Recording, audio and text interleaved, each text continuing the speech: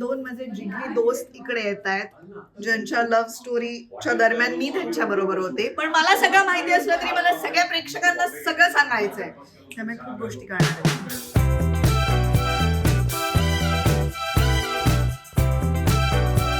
असं लिहिलंय, my husband has the best wife.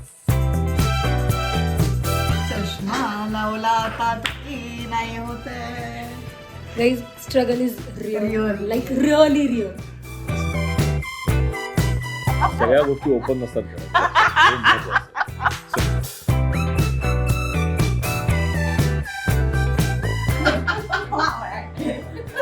आम्ही भांडतोय तुला.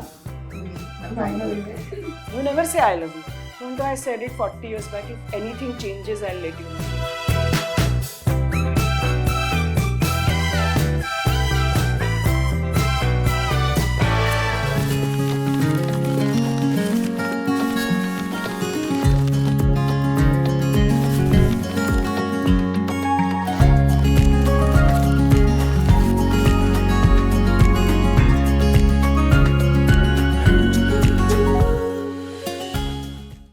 नमस्कार, मी रुजुता देशमुख. द अनुरूप शो मध्ये तुम्हा सगळ्यांचं पुन्हा एकदा मनापासून स्वागत.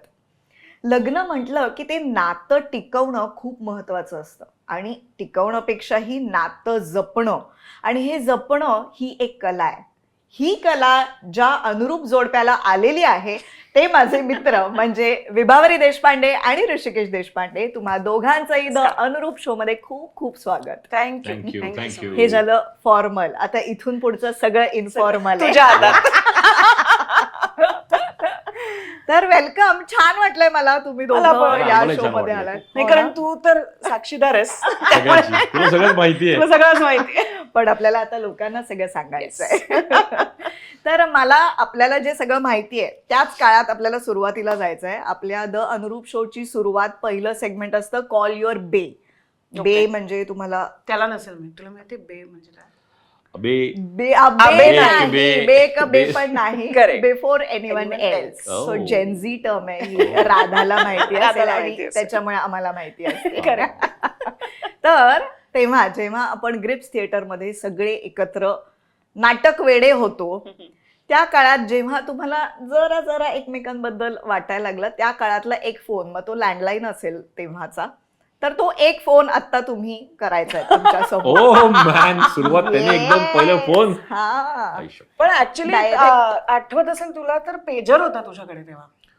नाही ना पण तेव्हा आपण पेजर जेव्हा होता. होतो एकत्र हो. तेव्हा म्हणजे तेव्हा पेजर 95, नव्हता. 96 तेव्हा मध्ये पेजर पेजर नव्हता. जेव्हा आपल्याला एकमेकांना असा फोन करावा असा वाटला तेव्हा तुझ्याकडे पेजर होता. कारण मी पेज केल्याचं आठवत. नंतर प्लीज कॉल. नंतर यातच पण, मतभेद आहे. असं वाटतंय सुरुवात की- आहे. मी त्याला पेज करायचे, प्लीज कॉल. आणि मग त्यांनी कॉल केलाय हा. लँडलाईन वर कर. हे- आणि मग तसं बोलायचं त्यावेळेस. हो, कारण आम्हाला त्या खूप वर्ष काळातले झाली तुम्ही आता. जाणून घ्यायचंय. तुम्हालाही आठवा तुम्ही कसे होतात तेव्हा. ओके, हो फार अवघड आहे. बरं आता मी केला तुला. ओके. ट्रिंग ट्रिंग. हॅलो, हॅलो, कुठेस? मी आता घरी आहे पण घरी बाहेर आहेस पडणार फक्त आहे. यावेळी? हो, तर बाहेर पडतोय. आज म्हणजे तालीम मी. नाही का? नाही, तालीम नाही, बाहेर पडतोय पण मी आता. कुठे चाललास? ठरलं नाही, पण मी तुझ्याचकडे येणार होतो. हो का? हो. अच्छा, मणी वगैरे नाही का कोणी भेटणार? नाही. बरं. मग तुला आहे का वेळ? हो, तुला संध्याकाळी नाही तर काय करणार मी दुसरं? मग आपण जायचं का कॉफी प्यायला? कुठे राईडला नको, पण आपण वैशालीत जाऊ. नको वैशाला का? नको. ती 100 लोक असतात, तो आवाज कटकट किचकिच. राईडला जाऊ आपण तिथे शांतपणे बसता येईल, पण बोलता खूप येईल. महाग आहे रे राईड. अगे ती पॉट कॉफी मिळते, त्यात एकाच्या दोघं होतात. तू नको, त्याच्याच सेम रेटमध्ये त्या वैशालीला कॉफी मिळते. हो का? हो, तू ऐक ना, तू माझ्यावर विश्वास ठेव, ओके. चल माझ्या बरोबर. ठीक आहे.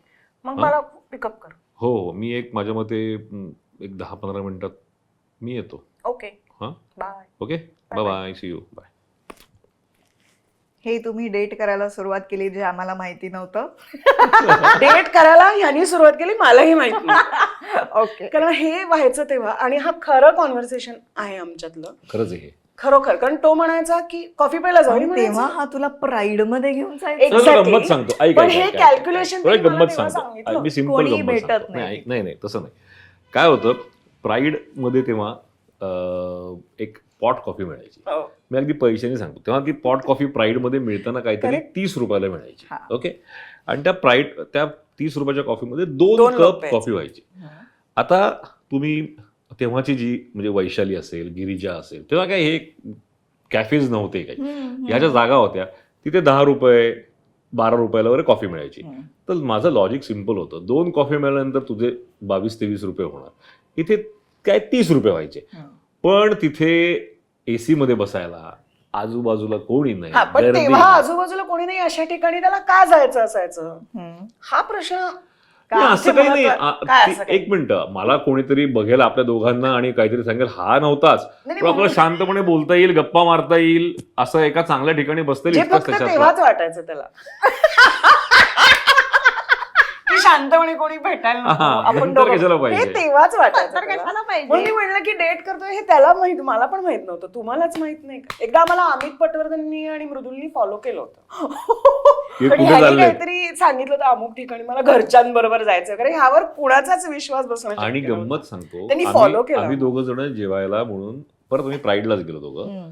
तिथे कॅफे, तो कॉफी शॉप मस्त होतं त्याचं. अरे सगळेजण आले सगळे गाडीत आले घेऊन तिकडे. तिथे. आणि आम्हाला दोघांना तिकडून उठून गाडीत घालून घेऊन गेलो दुसरीकडे. आमच्या बरोबर चालायचं, आम्ही त्यांना टाळून आलो होतो. आमचं नव्हतं? काहीच नाही. आणि आम्ही त्यांना We were टाळून not आलो होतो. dating. अमित, मृदुल, मणी, दीपाली, मग अजून 2-3 मित्र होते, हे सगळे आले. आम्हाला उचललं चला आपण जायचं. तेव्हा मग कधी कोणी कोणाला प्रपोज केलं? मी केलं.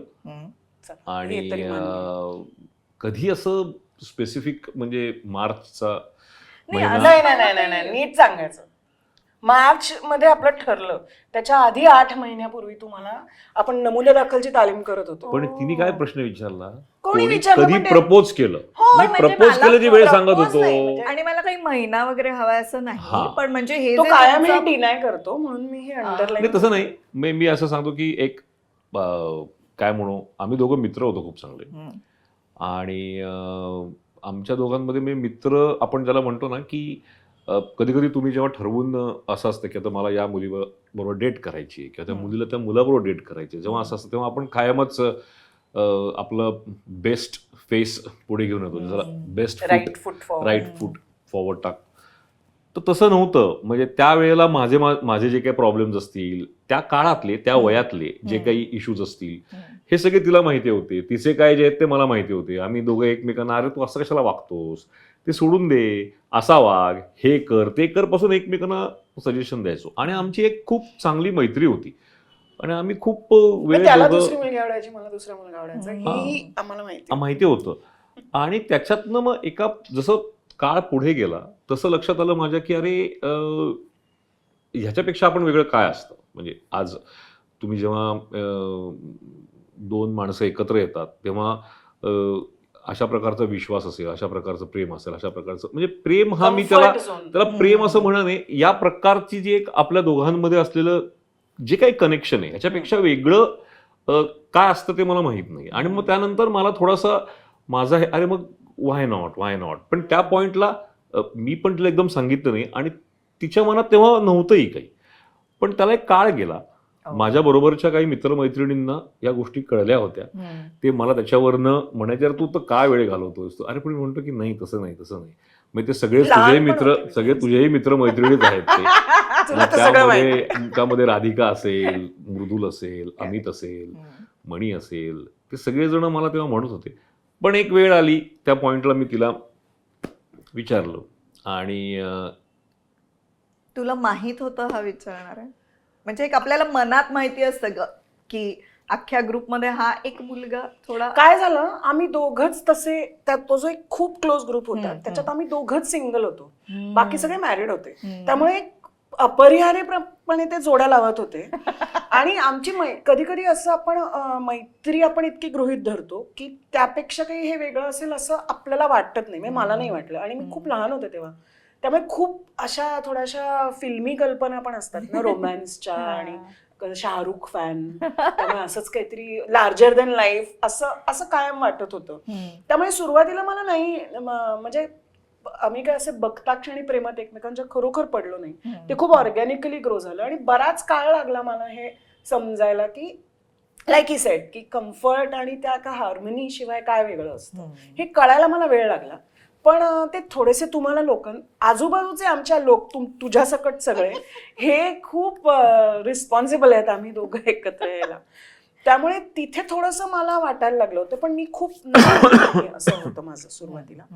पण मला असं वाटतं ते ऑर्गॅनिकली नातं फ्लो झालं, त्यामुळेच ती हार्मनी आज पण आम्हाला मिळाली असं वाटतं. आणि मग लग्न करायचा डिसिजन कधी घेतलात की आता घरी सांगूया लग्न करूया? नाही, आम्ही बेसिकली जेव्हा दोघांनी एकमेकांना म्हणजे आमच्यात बोलणं झालं आणि मी तिला विचारलं, ती मला हो म्हणाली, त्याच्यानंतर आमच्यात म्हणजे तेव्हा बऱ्यापैकी डिसाईड होतं की आता आपण हे हा, म्हणजे पुढे लग्नच नातं आता करायचं लग्नाकडेच जाणार. हे काय आपण आता चला ट्राय ते करून सीइंग बघू इच अदर आणि वगैरे त्या काळात पण असं नव्हतं. असं असं काही नव्हतं ते. आणि मग त्याच्यानंतर लगेच आम्ही घरी पण सांगितलं, म्हणजे असं काही आणि घरच्यांचं असं होतं, अच्छा हा ओके ओके ओके कळलं. ओके. म्हणजे जवळजवळ त्यांना माहिती होतं आणि दे वर वेटिंग फॉर इट असं थोडंसं झालं. कारण मित्र होतो ना आम्ही, मी त्याच्या घरी जायचे, तो माझ्या घरी यायचा, माहिती होता काय ते, नाटकाचा ग्रुप होता, खूपच सहवास आणि ओळख आणि मैत्री होती. त्यामुळे त्याच्यात असं काही आता घरी सांगूया वगैरे, म्हणजे मला आठवतं ज्या दिवशी हे नंतर सांगितलं त्यांनी अर्थात दुसऱ्या दिवशी, ज्या दिवशी आम्ही ऍक्च्युली हे बोललो तर तो घरी गेला आणि त्यांनी आईबाबांना त्याच्या झोपेतनं उठवलं. काहीतरी खूप महत्वाचं सांगायचं, तर त्याचे बाबा म्हणले हा तू आणि विभा लग्न ठरवलं, ठीक आहे असं म्हणून ते झोपले. कॅज्युअल होतं. Casual त्यांनी मला आणि मग किती महिन्यांनी का वर्षांनी लग्न केलं? 2 वर्ष, कारण मी मास्टर्स करत होते तेव्हा. म्हणजे मला ते शिक्षण पूर्ण करायचं होतं, त्यामुळे मास्टर्स झाल्यानंतर 2 वर्षांनी आम्ही लग्न केलं. घरून काही विरोध No, विरोध no drama. काहीच नाही. No काहीच drama. नाही. इनफॅक्ट मला आठवतं तेव्हा ऋषिकेश असं म्हणाला होता की तू शिक पुढे जाऊन. म्हणजे माझा भाऊ अमेरिकेत होता, अजूनही आहे, मी तेव्हा त्याला जाऊन 5-6 वर्ष झाली होती आणि त्याची खूप अशी इच्छा होती की मी मास्टर्स तिकडे येऊन करावं. म्हणजे मी GREची पुस्तकं वगैरे पण आणली होती. आणि ऋषिकेश तेव्हा असं म्हणाला होता की तू काय घाई नाहीये लग्न करण्याची, तू जा, तू शिक, तू मास्टर्स कर, आपण नंतर करू लग्न. पण मी तेव्हा खूप लहान होते आणि मला असं आलं की नाही आता मला नाही, आता मला तुझ्या बरोबर राहायचं, असं म्हणून ते आम्ही केलं तेव्हा लग्न. किती गोड. लग्न सोहळा कसा होता किंवा त्याच्याविषयीची तुमची मतं काय होती, घरच्यांची मतं काय होती आणि तुम्ही ऍक्च्युअल काय केलं? आमची मतं म्हणजे आम्हाला दोघांनाही मोठं लग्न खरं तर करायचं नव्हतं. म्हणजे आमचं म्हणणं होतं की इतकी लोक येतात, त्यातली एक 20% लोक सोडली, 20-25% लोक, तर अनेक लोक एक फॉर्मॅलिटी म्हणून आलेली असतात किंवा त्यांना बोललेलं असतं. तर आपण इतकं मोठं लग्न करायला नको, आपण महत्त्वाच्या लोकांना बोलू, छोटं लग्न करू. पण माझे वडील आणि हिचे वडील दोघांचेही व्यवसायानिमित्त त्यांचे अनेक लोकांबरोबरचे असलेले कनेक्शन्स, सो ते म्हणाले की नाही आम्हाला असं करता येणार. आणि आम्ही लहान होतो तेव्हा, त्यामुळे फार हा बंड करून नाही आम्हाला नाही असं काही नाही करता करू येणार. शकत. माझे वडील म्हणणारे नाही ठीक आहे तुझं, मला म्हणजे थँक्यू तुझं असा विचार आहे त्याबद्दल, पण मला बोलवावं लागतं लोकांना, असे मीचे वडील म्हणाले. म्हणजे आम्ही एकत्र बोललो होतो. ते म्हणाले की अरे हे हो मान्य आहे मला, पण मलाही, कारण मी अनेक लोकांच्या घरी लग्नाला गेलो तर मला ऍटलिस्ट ज्यांनी मला बोलवलं त्यांना मला बोलवलं पाहिजे, रेसिप्रोकेट तर केलं पाहिजे असं मला. थोडंसं ते झालं. आणि त्यांनी बघता बघता बघता बघता ते 1000 लोकांचं एक, पण तेव्हा ते संगीत वगैरे झोन नव्हता, बरोबर. त्यामुळे एक लग्न, लग्न सकाळी आणि reception. रिसेप्शन पण नाही, लग्नानंतर जेवण. लग्नानंतरच सगळं जेवण एक तो संपवलं फंक्शन. कमाल. आणि तेव्हा तुझं मास्टर्स झालेलं हो, होतं? मास्टर झालं होतं माझं. ओके. आणि तुझं IME थ्रू काम सुरू झालेलं होतं? माझं IME थ्रू हो, म्हणजे सुरुवात झाली होती तेव्हा, जस्ट कंपनी फॉर्म झालेली होती कंपनी फॉर्म झाली होती आणि मी काम हे सुरू प्रायव्हेट लिमिटेड पण झाली होती ते 2001. प्रायव्हेट लिमिटेड हो झाली होती झाली होती बरोबर. ना. पण 2000 तेव्हा साली तुम्ही झाली. हा काही विचार केला होता की पैसे कमवणं, कोणाचं फिक्स्ड इन्कम असणं? हा विचार अजूनही मोठे मोठे अजूनही कोण व्हायचं, मोठे- मोठे मोठे काय व्हायचं ठरलं नाही माझं अजून. मी अजूनही म्हणतो, आम्ही ठरतं. काय करायचं का आता 25 वर्षानंतर कंपनीचे, मला ठरत नाही की आणि काय- लग्नानंतर 25 वर्ष कशात career ठरवते करायचं. काय करायचं. नाही तेव्हा असं काही नव्हतं ठरवलेलं तेव्हा. आणि असं होतं की पैसे असे काही फिक्स मिळत नव्हते. ती पण माझ्याबरोबरच तिने काम करायला सुरुवात केली होती, तिला पण एक बेसिक पैसे मिळत होते. मी तेव्हा पैसेही घेत नव्हतो. तेव्हा झालं असं की म्हणजे आमचं लग्न झालं आणि त्याच्यानंतर मला वाटतं वर्षभरातच माझे आजोबा गेले. आणि आजोबा जाताना आजोबांनी मला, माझ्या भावाला दोघांना काही पैसे आमच्याजवळ ठेवले होते. So that was some investment जी माझ्याकडे होती. तर मग काही काळ ती एक इन्व्हेस्टमेंट अशी होती की जी एक आम्हाला सपोर्ट करत होती. आणि दुसरं महत्वाचं थोडंसं मी संपवतो. दुसरं महत्वाचं की my father was a very strong person. त्यामुळे मला तो एक घरनं सपोर्ट होता. म्हणजे मला असं नव्हतं की घरात पैसे कमवून आणून घरात दिले पण पाहिजे. तरी त्यांचा तो म्हणजे त्याही दृष्टीने माझे सासरे खूप फोरसाईट होते त्यांना. म्हणजे आम्ही एकत्र कुटुंबात राहत होतो आणि त्यांना कल्पना होती, कारण तेही त्यांचाही व्यवसाय होता आणि त्यांनी पण तो बिल्ड केला होता. तर ते असं म्हणायचे की तुम्हाला जमतील तेवढे पैसे तुम्ही महिन्याला घरी द्या, किती द्या, 500 रुपये द्या, 1000 रुपये द्या, पण हे तुमच्या मनालाही शिस्त लागली पाहिजे, तुम्हाला ही जबाबदारी घेता आली पाहिजे. असं ते फार पुढचं बघायचे. तर त्यामुळे ते पण सपोर्ट पूर्ण होता, पण हा डिसिप्लिन पण होता त्यांचा. म्हणजे खूप ते काही महत्त्वाचा होता. घर होतं, घरात आम्ही दोघं राहत होतो, तो प्रॉब्लेम नव्हता. आम्ही द्यायचो, काही एखाद्या महिन्यात देऊ शकायचो, एखाद्या महिन्यात देऊ नाही शकायचो. पण अगदी असा आता विचार केला ना, तेव्हा हा विचार काही असा फार झाला नव्हता की काय आपण करायचं. कारण खरं सांगू का, फॉर्च्युनेटली मी असं म्हणतो की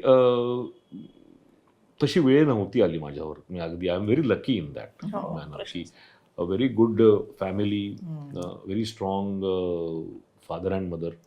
त्यामुळे असं होतं तेव्हा की अरे काय करायचं आता, अशी वेळ नाही आली.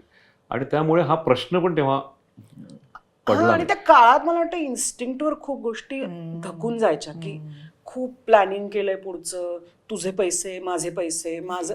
आणि मी चांगलं वाईट म्हणत नाहीये, पण तो काळच असा होता की हा आपण आपलं आयुष्य एकत्र सुरू करू, बघू कसं होतंय बघू. आणि असंही होतं ना, आणि असंही होतं की तेव्हा तुम्ही कंपनी चालू केली असते तेव्हा आपल्याला कायमच असं एक पॉझिटिव्ह असतं ना, अरे काहीतरी होईल ना, चांगलं येईल काहीतरी, सो पैसे मिळतीलच आपल्याला, असा एक विचार, थॉट तेव्हाही होता. आणि रंगासारखा माणूस होता, आहे म्हणजे अजूनही, पण तेव्हाही तो रंगा होता. त्यामुळे तो खूप सपोर्ट खूप स्ट्रॉंग होता. स्ट्रॉंग होता. अजूनही येतो. आणि तो त्याच्यामुळे असा काही अगदी बसून विचार करून गोष्टी. वा वा. आणि एकत्र कुटुंब तू म्हणालीस, तर त्याविषयी मला जाणून घ्यायला आवडेल, जे आता मुलांना अनुभवायलाही मिळत नाही. पण हे खरं तर खूप छान होतं की तू एका कुटुंबात राहायला गेलीस. तू साधारण समजा 21-22 असशील, आपल्या घरी वेगळ्या गोष्टी असतात, समोरच्याच्या घरी वेगळ्या गोष्टी असतात. तर तो काळ कसा तू ऍडजस्ट केलास, किंवा काय तुला अनुभव काय तुझा? मला एकतर खूप माणसं, कुटुंब हे मला कायमच आवडायचं. माहेरी दीक्षितांकडे आमचं छोटं कुटुंब होतं, म्हणजे खूप एक्सटेंडेड मावशी काका हा रोजचा झोन नव्हता. आणि मला माणसांची पहिल्यापासूनच खूपच आवड होती त्यामुळे, आणि मी आधीपासून याच्या घरी जायचे, तर ते अत्यंत अघळ मोकळा संवाद असलेलं, एकमेकांची चेष्टा मस्करी होतीये, हा हा हू होते, असं एक घर होतं ते. आणि मला त्या घराविषयी पण खूप वॉर्मथ होती आणि आकर्षण होतं. त्यामुळे आणि ऋषिकेशच्या आईला पण मी पहिल्यापासून ओळखत होते. तिला माझं खूप कौतुक होतं पहिल्यापासून. म्हणजे अहो आई हा पण झोन आमचा कधीच नव्हता. त्याच्या दिराशी, सिद्धार्थची माझी खूप चांगली, सॉरी माझ्या दिराशी, त्याच्या भावाशी, सिद्धार्थची माझी खूप चांगली मैत्री होती. त्यामुळे ते नवीन दुसऱ्या घरात जाऊन राहणं वॉज खूप कठीण माझ्यासाठी नव्हतं. आणि मला खूप मोकळीक, म्हणजे काय, स्पेस खूप चांगली, मानसिक स्पेस खूप चांगली दिली गेली तिकडे. म्हणजे ऋषिकेशची आई म्हणायची की तुझ्या घरी राहतेस तसं इकडे राहायचं. आणि ते खरंच तसं झालं. म्हणजे सुनेकडनं वेगळ्या अपेक्षा, मुलाकडनं वेगळ्या अपेक्षा, असं नव्हतं. म्हणजे रात्री स्वयंपाक किंवा रात्री जेवायला येणार नाहीये असं आधी सांगितलं नाही, आणि तिने स्वयंपाक करून घेतला, तर ती मला जशी रागवत असेल तशीच त्याला रागवायची. म्हणजे हे तू सुनेस म्हणून तू हे काम करायला पाहिजेस, असं कधी झालं नाही. आणि मुळातच मला असं वाटतं की तुम्ही वयाने लहान असलात ना, तर तुम्ही खूप पटकन त्या गोष्टी ऍडजस्ट होतात, कारण तुम्ही अजून स्वतःला पण त्या अर्थाने ओळखलेलं नसतं. आणि असं खूप दृढ तुमच्या संकल्पना, जगण्याच्या कल्पना, सवयी झालेल्या नसतात. त्यामुळे इट फ्लोज. म्हणजे माझं लग्न झालं तेव्हा माझे आजे सासरे होते, ऋषिकेशचे आई बाबा तर होतेच वर्षभर, आणि माझा दीर अमेरिकेत होता, तो परत आला. आमचं मोठं घर तुला माहितीये. आणि ते खूप छान आनंदाचं, त्याची आत्या, तिचे यजमान, त्यांची मुलं, म्हणजे अमलेंदू चौधरी जो मोठा DOP आहे, नवेंदू, हे आमचं खूप एकत्र आम्ही असायचो आणि मी तो 8 वर्षांचा काळ खूपच एन्जॉय केला. मग माझी हो ना. जाऊ आली, सिद्धार्थचं लग्न झालं मधुरा, मावशी माझी असायची. तिची मावशी हो, हो, हो. कायम आमच्या कुटुंबाचाच एक भाग आहे आजही. बरोबर. तर म्हणजे मी खऱ्या अर्थी एकत्र हो. कुटुंब है ना? कम्प्लिटली, कमाल. आणि त्यामुळे सणवार धमाल असायची. आई आणि मी शपथ. लहान असताना मला असं नेहमी वाटायचं की शाळेतल्या मैत्रिणी म्हणतात अगं दसऱ्याला मावशीकडे सोनं द्यायला जायचंय आणि आमचं तेवढं, दीक्षितांचं तेवढं नव्हतं कुठे नातेवाईकांकडे येणं जाणं.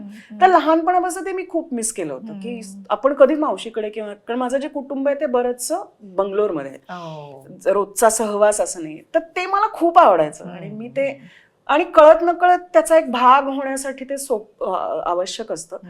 पण याही बाबतीत माझ्या सासू सासऱ्यांनी फार पुढचा विचार केला होता की माझा दीर जेव्हा परत आला अमेरिकेहून आणि तो म्हणला की मी जाणार नाहीये परत, तेव्हा त्यांनी विचार केला की अशी 3 भिन्न विचाराची, भिन्न प्रोफेशनची 3 जोडपी एका घरात एका पॉइंट नंतर राहणं हे जरा इम्प्रॅक्टिकल आहे. हो. म्हणून तेव्हापासून आम्ही अशी घरं बघायला सुरुवात केली जी वेगळी वेगळी घरं असतील पण ती एका एकाच स्पेस मध्ये ठिकाणी. असतील, आणि आता आम्ही तसेच राहतो. म्हणजे आम्ही तेव्हा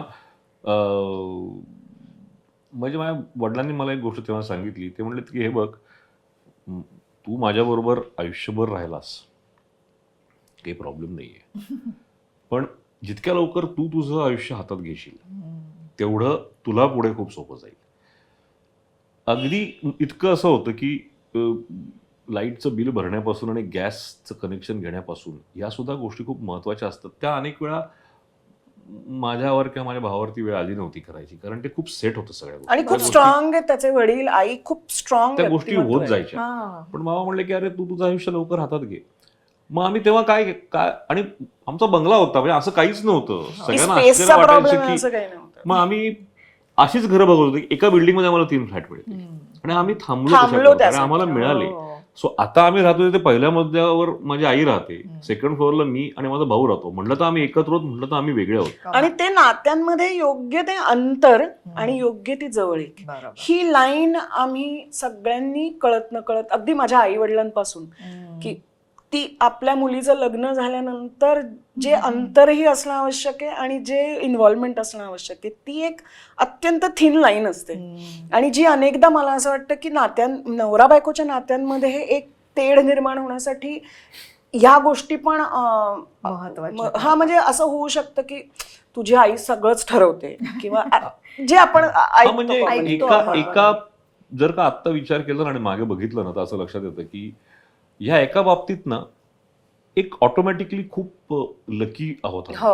म्हणजे ना ही कधीच यातला कुठलाच प्रश्न आला नाही. माझे आई वडील काय, हिचे आई वडील काय, त्यांचं एकमेकांशी असलेलं कनेक्शन काय, आमचं त्या रिस्पेक्टिव्ह आई वडिलांशी असलेलं कनेक्शन काय, की ते मी खरं सांगतो आम्हाला कुठलंच त्या पद्धतीचं चॅलेंज त्यामुळे आमच्या नात्यात सिच्युएशन कधी चॅलेंज आलंच नाही कधी. आणि ते खूप सहज गोष्टी होत गेल्या. आणि ते थोडंसं ना माणूस म्हणून एकमेकांकडे बघणं, की नात्याच्या एका त्या लेन्स मधनं जर आपण सतत बघत असलं की हा नवरा आहे किंवा ही सून आहे किंवा ही सासू आहे, तर तिने हे केलं पाहिजे किंवा तिने ते केलं पाहिजे, ही लेन्स जरा बाजूला ठेवून एक माणूस आहे चांगल्या वाईटासकट, जे आमच्याकडनं आम्ही पण केलं आणि माझ्या सासू सासऱ्यांनी, दीर जाऊ सगळ्यांनीच, की आपल्याला काही पटत नसेल कदाचित, पण हा स्वतंत्र माणूस आहे. सिंपल गोष्ट असते ना की माझं पुण्यात जिथे ऑफिस होतं डेक्कनला, त्याच्या बाजूला एक 5 बिल्डिंग, ते मुळात तो जो डेक्कनचा ऑफिस चालू करतो ह्यांचाच फ्लॅट होता, जो आम्ही भाड्याने घेतला आधी, मग विकत घेतला. सो तिथनं एक 4 बिल्डिंग सोडून विभाची आई बाबा राहायचे. तर अनेक वेळेला असं व्हायचं की मी आज डबा नाही आणला तर मी जेवायला तिथे जायचो. पण जे आपल्याकडे असं असतं ना, अरे जावई आले तर काय करा, तिथे ठेवलं असायचं अनेक वेळेला. असंही नाही की मला जेवायला वाढायला थांबायचे, पण इथे ठेवलेलं आहे, ती जी काही भाजी केली आहे पोळी, ते तू खा आणि तू जा तुझा. म्हणजे तुझ्याकरता असं काही मी येऊन जेवायला वाढीन. आईचं थोडंसं होतं की ह्याला कुठली भाजी आवडते वगैरे, एवढं फक्त विचारायचं. पण असं नव्हतं काही की मला तुम्हाला म्हणून आज जावई म्हणून वेगळी ट्रीटमेंट द्यायची किंवा असं. आणि माझं असं म्हणणं ते फार महत्वाचं येते की मग तुम्ही खूप सहज त्या घराचा भाग होता, आणि तुम्ही त्या घराचा भाग एकदा सहज झालात की तुम्हाला फ्रिक्शनचे पॉइंट्स ना निघून जातं. अदरवाईज आणि ते झालं तरी ते त्याची अडी राहत नाही की आपल्या ठीक घरात आहे. पण होतातच की. आपल्या घरात पण असं थोडंच होतं की तुम्हाला प्रत्येक गोष्ट एकमेकांना पटते. म्हणजे आता तुम्ही जेव्हा मोठे होता तेव्हा आई वडिलांच्या प्रत्येक गोष्ट तुम्हाला पटत नसते. बऱ्याचशा पण पण पण पण कसं होतं की तुमचा एवढा मोठा त्याच्या मागचा एक हे असतो ना, म्हणजे काय म्हणतो, प्रवास असतो की तुम्ही त्या गोष्टी सोडून देता. त्या फिक्शन ते पण आपल्या सोडून देत असतात. त्यांचं तर जास्त, त्यांचं तर मुलं असतो आपण, ते वेगळ्या पद्धतीने बघतात. पण आपणही त्या पॉईंटला गोष्टी सोडून देतो. आणि तुम्ही मग म्हणजे मला गमतीने माझे काही मित्र म्हणायचे की, म्हणजे आमची गंमत सांगतो की आमची फॅमिली इतकी एक्सटेंडेड आणि अशी आहे की माझ्या सासू सासऱ्यांबरोबर एक चांगलं नातं होतच. माझा भाऊ सिद्धार्थचे सासू सासरे त्यांच्याबरोबर उत्तम किंवा नातं आहे. सिद्धार्थचं माझ्या वडिलांचे, तर म्हणजे- माझे वडील तिथेच राहतात, तर माझे वडील दिवसातनं 10 फोन करतात माझ्या दिराला त्यांचे सगळे की problem मला त्याला हा विचारतात प्रॉब्लेम ते. आलाय सिद्धार्थ. ह्याला पण करत नाहीत पण ते त्याला तो करतात. जाऊन त्यांचे म्हणजे मी उद्या सिद्धार्थच्या घरी गेलो समजा, आणि सिद्धार्थचे सासरे असतील, आम्ही ज्यांना बंडू आजोबा म्हणतो, ते मला सहज म्हणतात, अरे काय चाललंय तुझं, वजन वाढतंय, काय वेळासारखा वागतोस तू.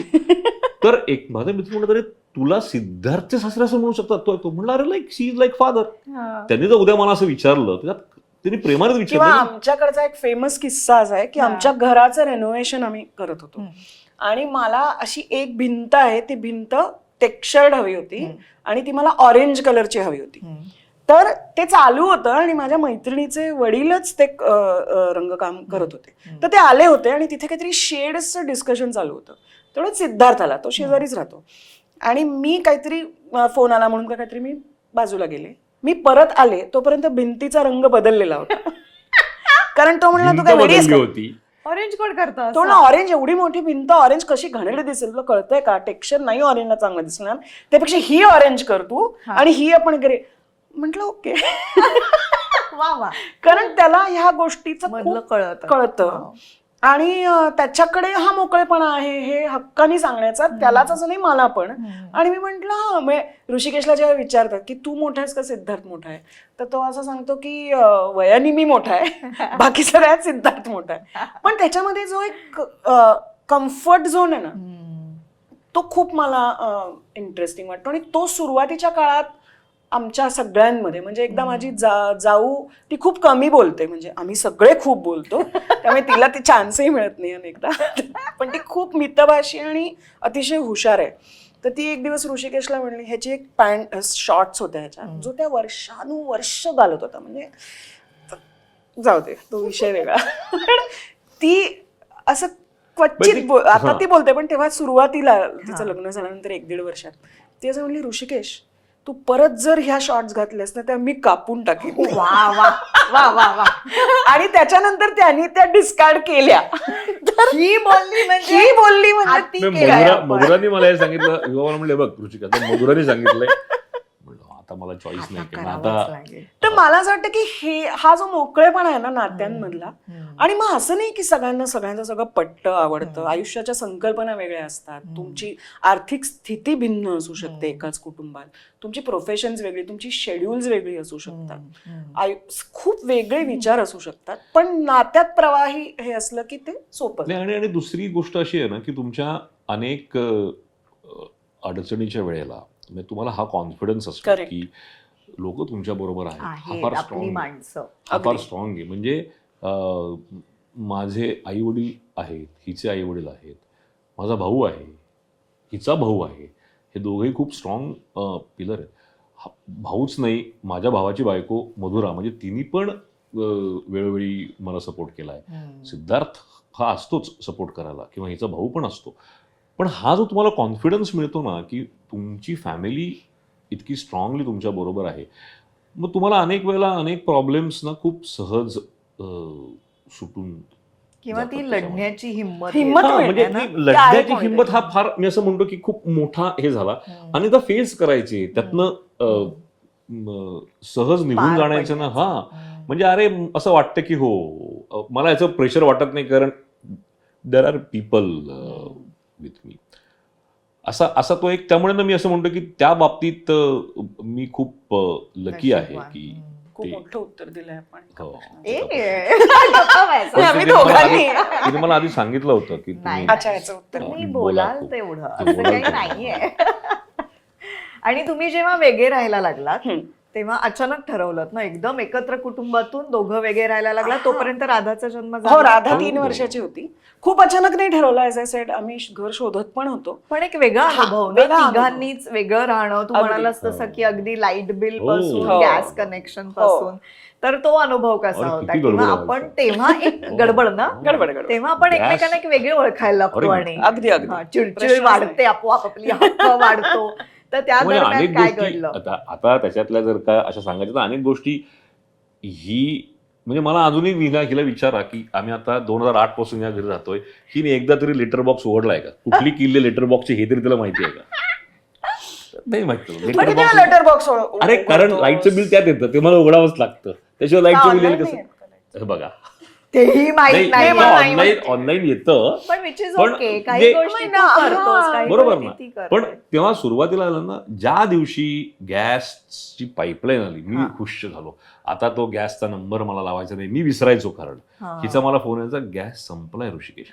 मग आईकडे जायचं कारण आईकडे एक बाबा असतोच एक एक्स्ट्रा त्यांच्याकडे कायमच ती सगळी नीट असतं हा. मग त्यांच्याकडनं बाबा थोडा वेळ गॅस दे मग तो घेऊन जायचा मग आपला नंबर लावायचा मग आपला गॅस आला की तो आई म्हणायचा तो संपव तुझा आहे तो माझा दुसरा येईल हे ज्या दिवशी गॅसची पाईपलाईन आली हा. मी सगळ्यात म्हणलं यार ह्यातनं नाही, वाचलं. मला असं वाटतं की अशा काही ज्या घरगुती गोष्टी हा. आहेत त्याची जबाबदारी तो घेतो पण हा. आयुष्याचा निर्णय आहे. हा. काही ऐकलं आध्यात्मिक का आध्यात्मिक असं बोलायला लागलं. वैचारिक हा. हे सगळं मी मी मांडी घालून बसलीच आहे ती आता Distribute प्रवचन केलंय. सुरू करणार आहे आपल्या दोघांचं. नाही, त्या मला स्ट्रेंथ आणि विकनेसेस असे जे असतात तसं पण थोडंसं आहे. नाही आम्ही ते वाटून घेतो आम्ही ते म्हणजे आम्हाला पण हे माहिती आहे. ठरवून होत नाही ना नाही, तसं नाही. तुमच्यात आता- काय झालं म्हणजे नाही, फार ठरवून ओघाने काहीच झालं नाही. ते. हा. काहीच नाही ठरवून काही कारण ना त्याला गोष्टी- खूप माझ्यातल्या कमतरता त्याला फार चांगल्या माहिती आहेत. हम्म. म्हणजे उदाहरणार्थ परवाच कोणीतरी किस्सा सांगितला की कोणीतरी मला पत्ता सांगत होतं हा. असं खूप की इथून इथे जा मग तिथे पासोड्या विठोबा वगैरे हे आहे मग उजवीकडे आणि मी हा हा हो हो तेव्हा हा शेजारी होता तो म्हणला तिला काहीही कळलेलं नाहीये तू तिला सांगू नकोस. हे परवाच मला कोणीतरी हा किस्सा सांगितला. तुला परवा तुझा नाही, त्या- पिट्याचा पिट्याचा पण किस्सा पिट्या मी आपला तुला पिट्या रमेश माहितीये? परदेशी तो म्हणजे इतकी मी फेमस आहे त्या बाबतीत की असंच कोणीतरी मला पत्ता सांगत होता तेव्हा पिट्या म्हणला हिला काहीही कळलेलं नाहीये. तर ते त्याला इतकं चांगलं माहिती आहे की हे मला नाही बघावंच नाही लागत येत. नाही. हम्म. आणि मला हे येत नाही आणि तो ऍक्सेप्टन्स आहे. जसं कुठेतरी जायचंय समजा तर मग आता रुजूला काय आवडतं हम्म. किंवा साजिरीला काय आवडतं तर आपण हे घेऊन जाऊ. या ज्या छोट्या छोट्या गोष्टी किंवा त्या वाढदिवस तुला असतात, येतात त्या असं. मला येतात आणि मला असं वाटतं की ते Balance. It's a fine balance आणि ते कळतं ओघानी की हे नाही या बाईला हे येत नाही फायनान्सेस मला नाही कळत. हम्म. आणि मग त्यावेळेला आता तो हे उत्तम करू शकतो. पण आता आता उदाहरणार्थ माझ्या सासऱ्यांचा मी 75वा वाढदिवस केला ज्याला काहीतरी बोलू देशपांडे कुटुंबाच्या वतीने असं जेव्हा होतं तेव्हा मी बोलायचं हे गृहीत होतं. मग तोही म्हणला तू बोल तर त्या गोष्टी आपसूक मी करते उदाहरणार्थ. बरोबर. त्यामुळे मला स्वयंपाकघरात यायचंय की ये, तू उत्तम welcome. स्वयंपाक करतोस हम्म. तर ते कधी जाणवलं की आता ही जबाबदारी आपली आणि नाही, तुला स्वयंपाकाची आवड होती नव्हती? रोज स्वयंपाक मी नाही करत हम्म. पण जेव्हा मी काही करते तेव्हा मी ते चांगलं करते. हा. पण मी हे बंधन मानसिक बंधन आणि व्यावहारिक बंधन स्वतःवर घालून घेतलेलं नाही की मी स्त्री आहे मी आई आहे मी बायको आहे त्यामुळे मी रोज स्वयंपाक केला पाहिजे. माझी आई पण नाही करायची आणि ती जे करायची ते मात्र फार आवडीने मन लावून आणि उत्तम करायची. तसंच काहीसं माझं आहे. मला वाटतं आम्ही वेगळे राहायला लागल्यापासूनच का माझी सासू उत्कृष्ट स्वयंपाक करते प्रत्येक गोष्ट. त्यामुळे आम्ही एकत्र राहायचो तेव्हा नॅचरली ते सगळं तिच्या हातात होतं आणि ती उत्तम करायची ते.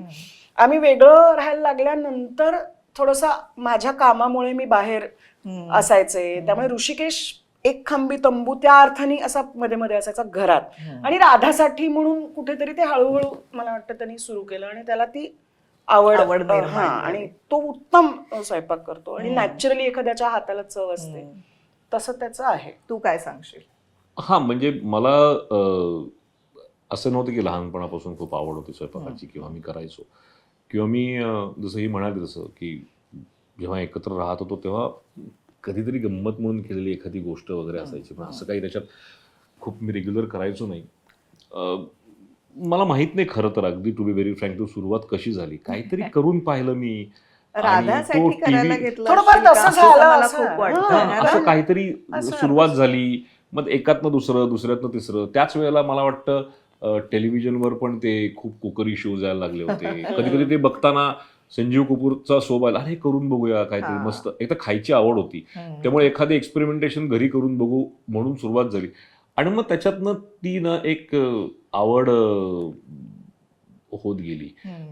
मग आपण करून बघू, मग हे करून बघू, आपण ते करून बघू. मी असं नाही म्हणत मला स्वयंपाक येतो, मला रोजचा स्वयंपाक सांगितलं तर मला येईल की नाही असं नाही. मला म्हणजे तू भाजी कर, पोळी कर, भात कर, आमटी कर, फॅन्सी सगळं तर होतं. मला जमेल की आमटी नाही भात माहित नाही नाही. पण मला बाकी अनेक गोष्टी मला करता येतात. मला चांगल्या प्रकारचं नॉनव्हेज बनवता येतं, मला पास्ता करता येतात चांगल्या प्रकारचे, मला आमलेटचे अनेक प्रकार, अंड्याचे अनेक प्रकार करता येतात. म्हणजे मी उपाशी राहणार नाही कधीच. बरोबर. आणि मी साधारण बघितलं एकदा तर मला ती गोष्ट करता येऊ शकते. आणि आणि नंतर मला लक्षात आलं की हे करणं पण ते एक ना अगदी थोडंसं पुढचं जाऊन सांगायचं म्हणणं, जर डीप विचार केला तर ते ना एक थोडंसं स्ट्रेस बस्टर पण असतं ती गोष्ट. म्हणजे तुम्ही जाऊन ते संध्याकाळच्या वेळेला समजा मी काहीतरी करायला लागलो ना, तर that 1 hour you don't think anything. मग आपण ते करत असतो, ही चव कशी झाली, काय झाली. आणि प्रत्येक माणसाला जशी एक ग्रॅटिफिकेशनची आवड असते की गरज असते, तर ती पण तुम्हाला मिळते ना त्याच्यातनं. खाल्लं, अरे मस्त झालं ऋषिकेश, तर तुम्हाला एक छान हे मिळतं. छान मग 4 लोकांना वाटलं, अरे आवडलं, मग अजून 4 लोक येतात, असा तो एक, आणि ती तुम्हाला मग ते आवडायला पण लागतं. आणि ती कला कलिनरी आर्टच आहे ना. म्हणजे मला नेहमी असं वाटतं की तुला माहितीये, तूच त्याच्या पहिल्या नाटकात काम केलंय स्क्रिप्टच्या, की तो दिग्दर्शक आहे मुळात. आणि पण व्यवसाय सुरू केल्यामुळे मधली बरीचशी वर्ष त्याची त्यातल्या ज्या मॅनेजरियल किंवा फायनान्शियल गोष्टी असतात, इव्हेंट मॅनेजमेंट असेल, फायनान्स हँडल करणं असेल, या ह्याच्यात बरीचशी वर्ष त्याची गेली. पण त्याच्यातला जो आर्टिस्टिक गरज आहे म्हण किंवा जो ट्रेट आहे, जी कला आहे, ती कला आहे, ती कुठेतरी त्याचं मॅनिफेस्टेशन किंवा आनंद त्याला त्या स्वयंपाकातनं मिळतो. पण तिथे आता स्वयंपाकघर म्हटलं की जनरली काहीतरी अशा छोट्या छोट्या गोष्टी असतात. बतसे काही किस्से तुमचे की हे मला हे असं नाही आवडत, ओटा स्वच्छ पाहिजे, नाही. कुकर जागेवर का नाही मी असताना माझ्या ठेवलाय? आजोबाला मी असताना आजोबाला म्हणजे आमची जी मदतनीस आहे ती उत्तम स्वयंपाक करते, ती एक वेळ असली तिथे तर चालेल. अच्छा. पण मी आमचं छोटं स्वयंपाकघर आहे, पण तिथे त्याला असं वाटतं की ही माझी टेरिटरी आहे कशाला आणि इथे काय यायचं. सांगत होतं? छोटं स्वयंपाकघर असेल तर स्वयंपाकघर. त्याच्यात 3-4 आले तर गडबड होती. मी म्हणतो मी करतो तर त्याच वेळेला कशाला यायचंय, मग ते either काम असू माझ्या शकतं आधी ना. किंवा माझ्या नंतरही तिथे करायला. पण तिथे तो, आणि सुरुवातीचा काळ तो ते सुशेफ त्याला लागायचे की हे चिरून दे, ते करून दे, म्हणतो ते असा सुरुवातीचा काळ होता. पण आमची मदतनीस आता खूपच ट्रेन झाली आहे त्याच्याबरोबर. आणि जेव्हा ती आमच्याकडे आली कामाला, तेव्हा मी तिला सांगितलं होतं की माझ्यापेक्षा दादा जास्त असणार आहेत किचनमध्ये. कारण की मग अनकम्फर्टेबल असू शकतं की पुरुष सारखा आजूबाजूला फिरतोय, यू डोंट नो.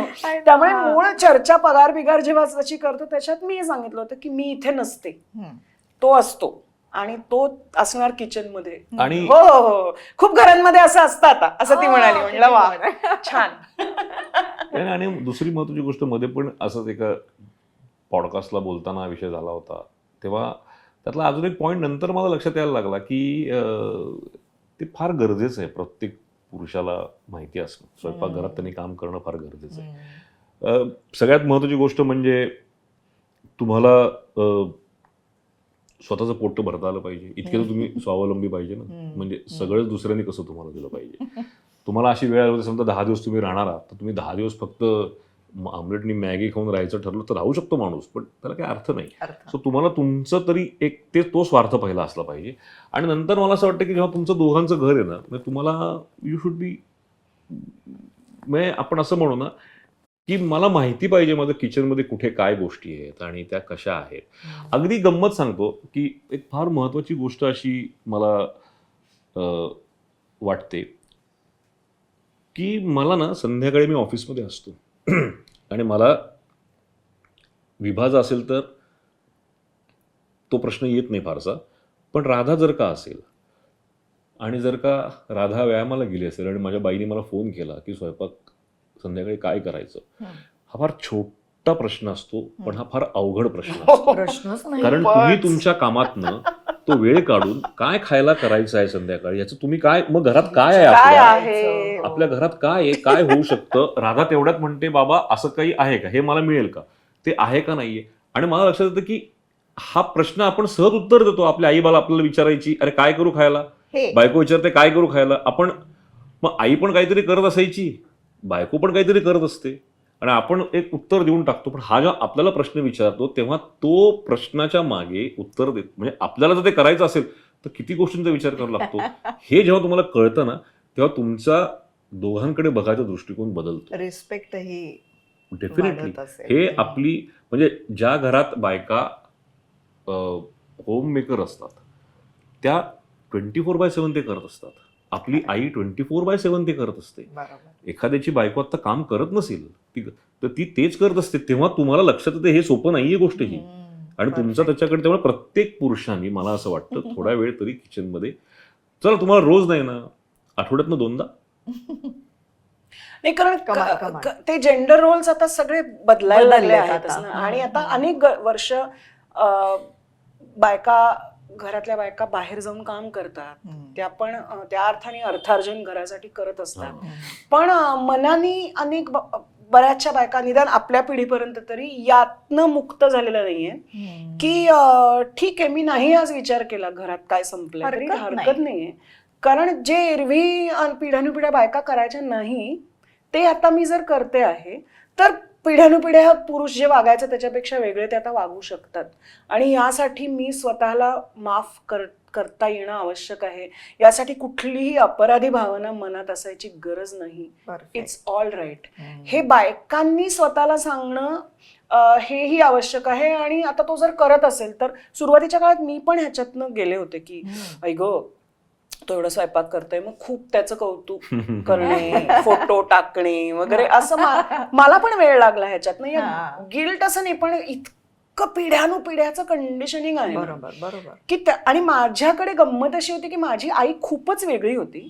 आई तर सोडच, माझ्या वडिलांची आई इतकी वेगळी होती की ती लेखिका होती, मुक्ताबाई दीक्षित. आणि ती सकाळी उशिरा उठायची आणि ती उठून लिहायला बसायची. आणि आजी आजोबा असताना, म्हणजे माझे वडील लहान असल्यापासून आमच्याकडे स्वयंपाकाला बाई होती तेव्हापासून. आणि ती आली नाही तर माझे आजोबा स्वयंपाक करायचे. हे जेंडर रोल्स 2 पिढ्या आधी माझ्याकडे बदललेले होते एका अर्थाने. माझ्या वडिलांनी स्वयंपाकघरात काहीच केलं नाही, पण आई पण अशी होती की ती त्याचं प्रेशर घेऊन कधी जगली नाही आणि तिला जे करायचं होतं ते ती करत राहिली. तर ते माझ्यासाठी खूप त्या अर्थाने सहज झालं. पण ऋषिकेशची आई उत्कृष्ट होममेकर आहे आजही. आणि त्यामुळे तो पूर्ण वाढला ते त्या अर्थाने एका पेट्रियार्कल सिस्टीम मध्येच वाढला.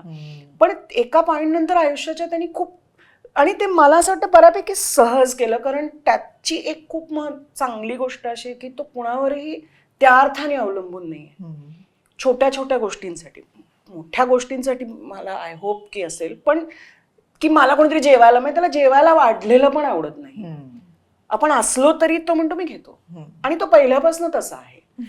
त्यामुळे ते प्रेशर माझ्यावर तसं कधीच नव्हतं. आणि जे काय असेल ते मी घेतलंही नाही खरोखर. आणि त्यांनीही कधी ती अपेक्षा केली. आणि ते महत्वाचं आहे ना. त्यामुळे काय होतं की जसं मी मगा म्हटलं की त्या खूप गोष्टी ऑर्गॅनिकली तुमच्या आयुष्यात रुजतात त्या.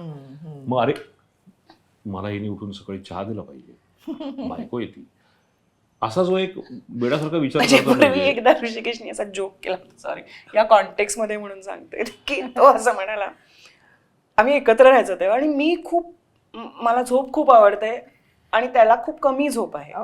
त्यामुळे आता मी ते सकाळी धावायला वगैरे जाते त्यामुळे मी उठते बऱ्याचदा. पण अदरवाईज तो माझ्या आधी, कायमच माझ्या आधी उठतो सकाळी. तर एकदा तो असं म्हणला, माझं ना एक स्वप्न आहे विभा. तर म्हटलं काय, तू एक दिवस माझ्या आधी उठून मला चहा आठवतंय का तुला, तुम्हाला चहा करून द्यावा असं स्वप्न आहे. म्हणलं हा कधीतरी होईल ते पूर्ण. मग ते स्वप्नच राहिलंय का? नाही मग नंतर एक वेळाला ते बाहेर लागलं ते. एखाद दिवस मी उशिरा उठलो तर ते मग ते कॉफी केलेली असते नाही, तू उठला असलाच आधी तरी अनेकदा मी कॉफी असं आहे. आता सुरुवातीच्या काळातली जी आपली काय म्हणतात मतभेद असतात, भांडणं असतात, त्यातून आपण काहीतरी मार्ग काढतो. तर मला तुमच्याविषयी जाणून घ्यायचंय की 2 वेगवेगळ्या व्यक्ती आहात तुम्ही. तर अशा अनेक गोष्टी असतील, त्याविषयीही आम्हाला सांगा आणि त्यातून मार्ग कसा काढलात. हो, म्हणजे नाण्याला 2 बाजू असतात ना. हम्म. डिफिकल्ट टाइम आमच्यामध्ये पण होता. आमच्यामध्ये पण असं काही नाही की सगळंच खूप छान आणि गोड मस्त गोड आहे. आणि गोड गोड आहे. असं कधीच आमच्या नसतं. दोघांमध्ये पण एक डिफिकल्ट टाइम आला आणि आम्हाला असं लक्षात आलं की आमच्या दोघांचे स्वभाव भिन्न आहेत, पण आमच्या दोघांमध्ये काही त्या भिन्न स्वभावामध्ये पण काही कॉमन गोष्टी आहेत. म्हणजे भिन्न स्वभाव जेव्हा असतात आपले, हम्म. तेव्हा काही बेसिक व्हॅल्यू ज्या असतात ना त्या तुमच्या स्ट्रॉंग असतात. हम्म. म्हणजे रिस्पेक्ट ही फार एक महत्त्वाची गोष्ट आहे. समोरच्या माणसाचा एक फेथ ही एक गोष्ट असते. स्पेस ही एक फार महत्त्वाची गोष्ट असते. म्हणजे आमच्यामध्ये खूप अगदी टोकापर्यंतचे आमचे प्रॉब्लेम झाले होते. मी असं अजिबातच म्हणत नाही की खूप सगळं छान होतं, पण त्याच्यातनं आम्ही जेव्हा बाहेर पडलो तेव्हा ते याच गोष्टींमुळे बाहेर पडलो की तो जे म्हणतो आहे ते समजून घेण्याची कपॅसिटी माझ्यामध्ये होती आणि माझ्यामधले जे प्रॉब्लेम्स आहेत ते समजून घेण्याची कपॅसिटी तिच्यामध्ये आहे. म्हणूनच त्या गोष्टी खूप इझिली आम्ही सेल थ्रू करू शकलो. मी इझिली अशा करता म्हणतोय, त्याच्या मागे कष्ट होते खूप. इझी म्हणजे ते असं नव्हतं की सहज झालं. हम्म. काही काळ 2 वर्ष 3 वर्ष 3-4 वर्ष ही फार हे होती, टफ होती. पण त्याच्यामध्ये एक बेस लाईनला खूप स्ट्रॉंग गोष्ट अशी होती की आपण ज्याला म्हणतो की तुम्ही अगदी आत डोकावून प्रश्न विचारा स्वतःला हम्म. की मला या माणसाबरोबर राहायचं आहे का नाही राहायचं आहे. हम्म. तसंच तिने तो विचारावा आणि जेव्हा त्याचं उत्तर हो असेल तेव्हा मग तुम्हाला सर्व मार्ग असतात की तुम्ही त्या पद्धतीने त्या मार्गाला त्या हो पर्यंत कसे पोचाल. जेव्हा हे उत्तर हो असं आलं दोघांकडनंही, मग आपण त्याच्यातले बघूया ना आपण कसे ते प्रॉब्लेम सॉल्व्ह करायचे, काय कसे टॅकल करायचे, स्वतःला कसं नॅव्हिगेट करायचं, ह्याची उत्तरं तुम्हाला आपोआप सापडत जातात. जोपर्यंत तुम्हाला हे उत्तर सापडत नसतं आणि तुम्ही जर का त्या मधल्या कुठल्या तरी एका काय म्हणू आपण त्याला एजवर असताना त्या पॉइंटला तुम्हाला मार्ग पण सापडत नाहीत, नातं पण तुमचं कॉन्क्रीट होऊ शकत नाही आणि मग ते कुठेतरी एकदम असं डळमळीत. म्हणजे मी असं म्हणतो ना की तुम्ही ज्या प्रकारच्या व्यवसायामध्ये आपण आहोत, आपण जगभर जात असतो, फिरत असतो, वेगळ्या गोष्टी बघत असतो, तुमच्या आधीच्या असलेल्या सेन्सिटिव्हिटीज नंतरच्या याच्यामध्ये फरक पडत असतो आणि माणूस तुमच्याबरोबर एकच असतो या सगळ्या प्रवासात. तो अनेक वेळेला तिथे होतात ना प्रॉब्लेम्स येऊ शकतात, पण ते त्याचा जर पाया तुमचा एक जो बेस असतो ना हा जर का एक स्ट्रॉंग असेल. मी तुला गंमत म्हणून सांगतो की आजपर्यंत मी विभाचा आणि विभाने माझा फोन बघितलेला कधीच नाही, कमाल. कधीच मी असंही म्हणत नाही त्याला माझा पासवर्ड माहितीये, मला त्याचा पासवर्ड पण माहिती. हा मी काही गोष्टी लपून ठेवायला गरजेचं असतं आयुष्यात. सगळ्या गोष्टी ओपन नसतात करायच्या, हे महत्त्वाचं आहे. सगळे सांगतात का ही माझी रेसिपी मी कशी केली, काय म्हणतात ना सिक्रेट रेसिपी, सिक्रेट मसाला, तसं असतं ते थोडं पाहिजे तुमच्या आयुष्यात. तर म्हणून मला असं वाटतं की त्या बेस तुमचा स्ट्रॉंग असेल तर ते सहज तुम्ही पार करू शकता. मग मला टू ऍड टू दॅट मला असं वाटतं की खूप भिन्न स्वभाव तर आमचे आहेत हे तर उघड आहे.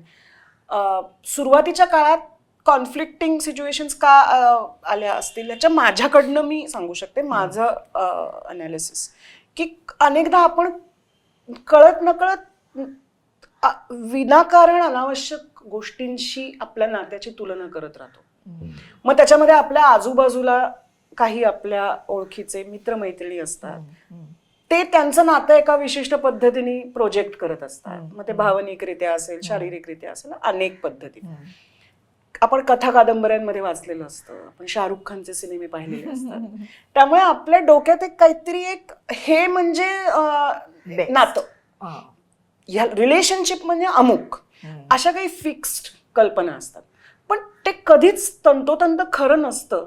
आणि जेव्हा तुम्ही आयुष्य एकत्र जगायला लागता तेव्हा त्याचे कंगोरे, त्याच्यातले प्रॉब्लेम्स, त्याच्यातले डिफरन्सेस नॅचरली आपल्याला दिसायला लागतात. आणि आपण जर त्या एका आदर्श नात्याशी स्वतःला किंवा आपलं नातं कनेक्ट करायला लागलो तर आपल्याला निराशाच पदरी पडते. आणि मला माझ्याकडनं हे अंडरस्टँडिंग यायला वेळ लागला. मी लहान होते तर मला हे समजायला थोडासा वेळ लागला की ह्यांच्यासारखं आपलं नाहीये. हे म्हणतात तसं आपलं नाहीये. तू कधीच मला प्रेमपत्र लिहिलं नाहीयेस, खरंच नाही. आणि माझी one of the biggest fantasies, कारण मी लिहिते, मला कविता आवडतात, हे सगळं एक रोमॅन्टिक झोन अजून आजही आहे माझा. तर तू मला कधीच ते दिलं नाहीस, मग अमुक नाही तमुक नाही. तर सगळं आपल्याला जे हवं असतं ते एका माणसात जर आपण शोधत राहिलो आणि हा हट्ट धरून राहिलो की हे मला एकाच माणसाकडनं, म्हणजे भावनिक गरज माझी यांनीच भागवली पाहिजे, माझी एक क्रिएटिव्ह गरज म्हणजे मला ही कविता मी ह्यालाच वाचून दाखवली पाहिजे आणि त्याला ती कळली पाहिजे आणि त्यांनी हो हो काय म्हणतात ना बोरकर वगैरे, तर ते नाही होणार ना. बरोबर. कारण तो तसं नाहीये. करेक्ट. ते सुरुवातीला थोडंसं माझ्याकडनं तो आग्रह नात्याविषयी माझ्याकडनं झाला. आणि मग त्या तुलनेतनं, आणि मला माहित नाही पण आता कदाचित खूप पारदर्शी संवाद होत असेल कपल्सचा एकमेकांमध्ये पण मी ज्या काळातलं बोलते त्याच्यामध्ये कायमच आपलं नातं कसं आदर्श आहे हे हिरिरीने सांगणारे लोक आजूबाजूला होते. म्हणजे चांगलं वाईट म्हणत नाहीये, तो काळ होता तसा. To again paint the best picture. तर त्याच्यामध्ये कुठेतरी माझ्या मनात हा की यार आपलंच काहीतरी घडलंय हे झालं. पण हळूहळू मला लक्षात आलं की असं नसतं.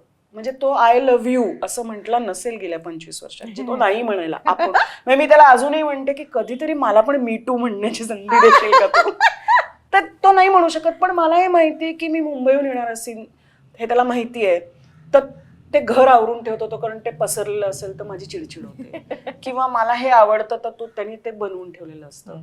तर ह्या गोष्टीतनं तो तेच व्यक्त होत असतो जे तो कदाचित या शब्दातनं व्यक्त होऊ शकत नाही.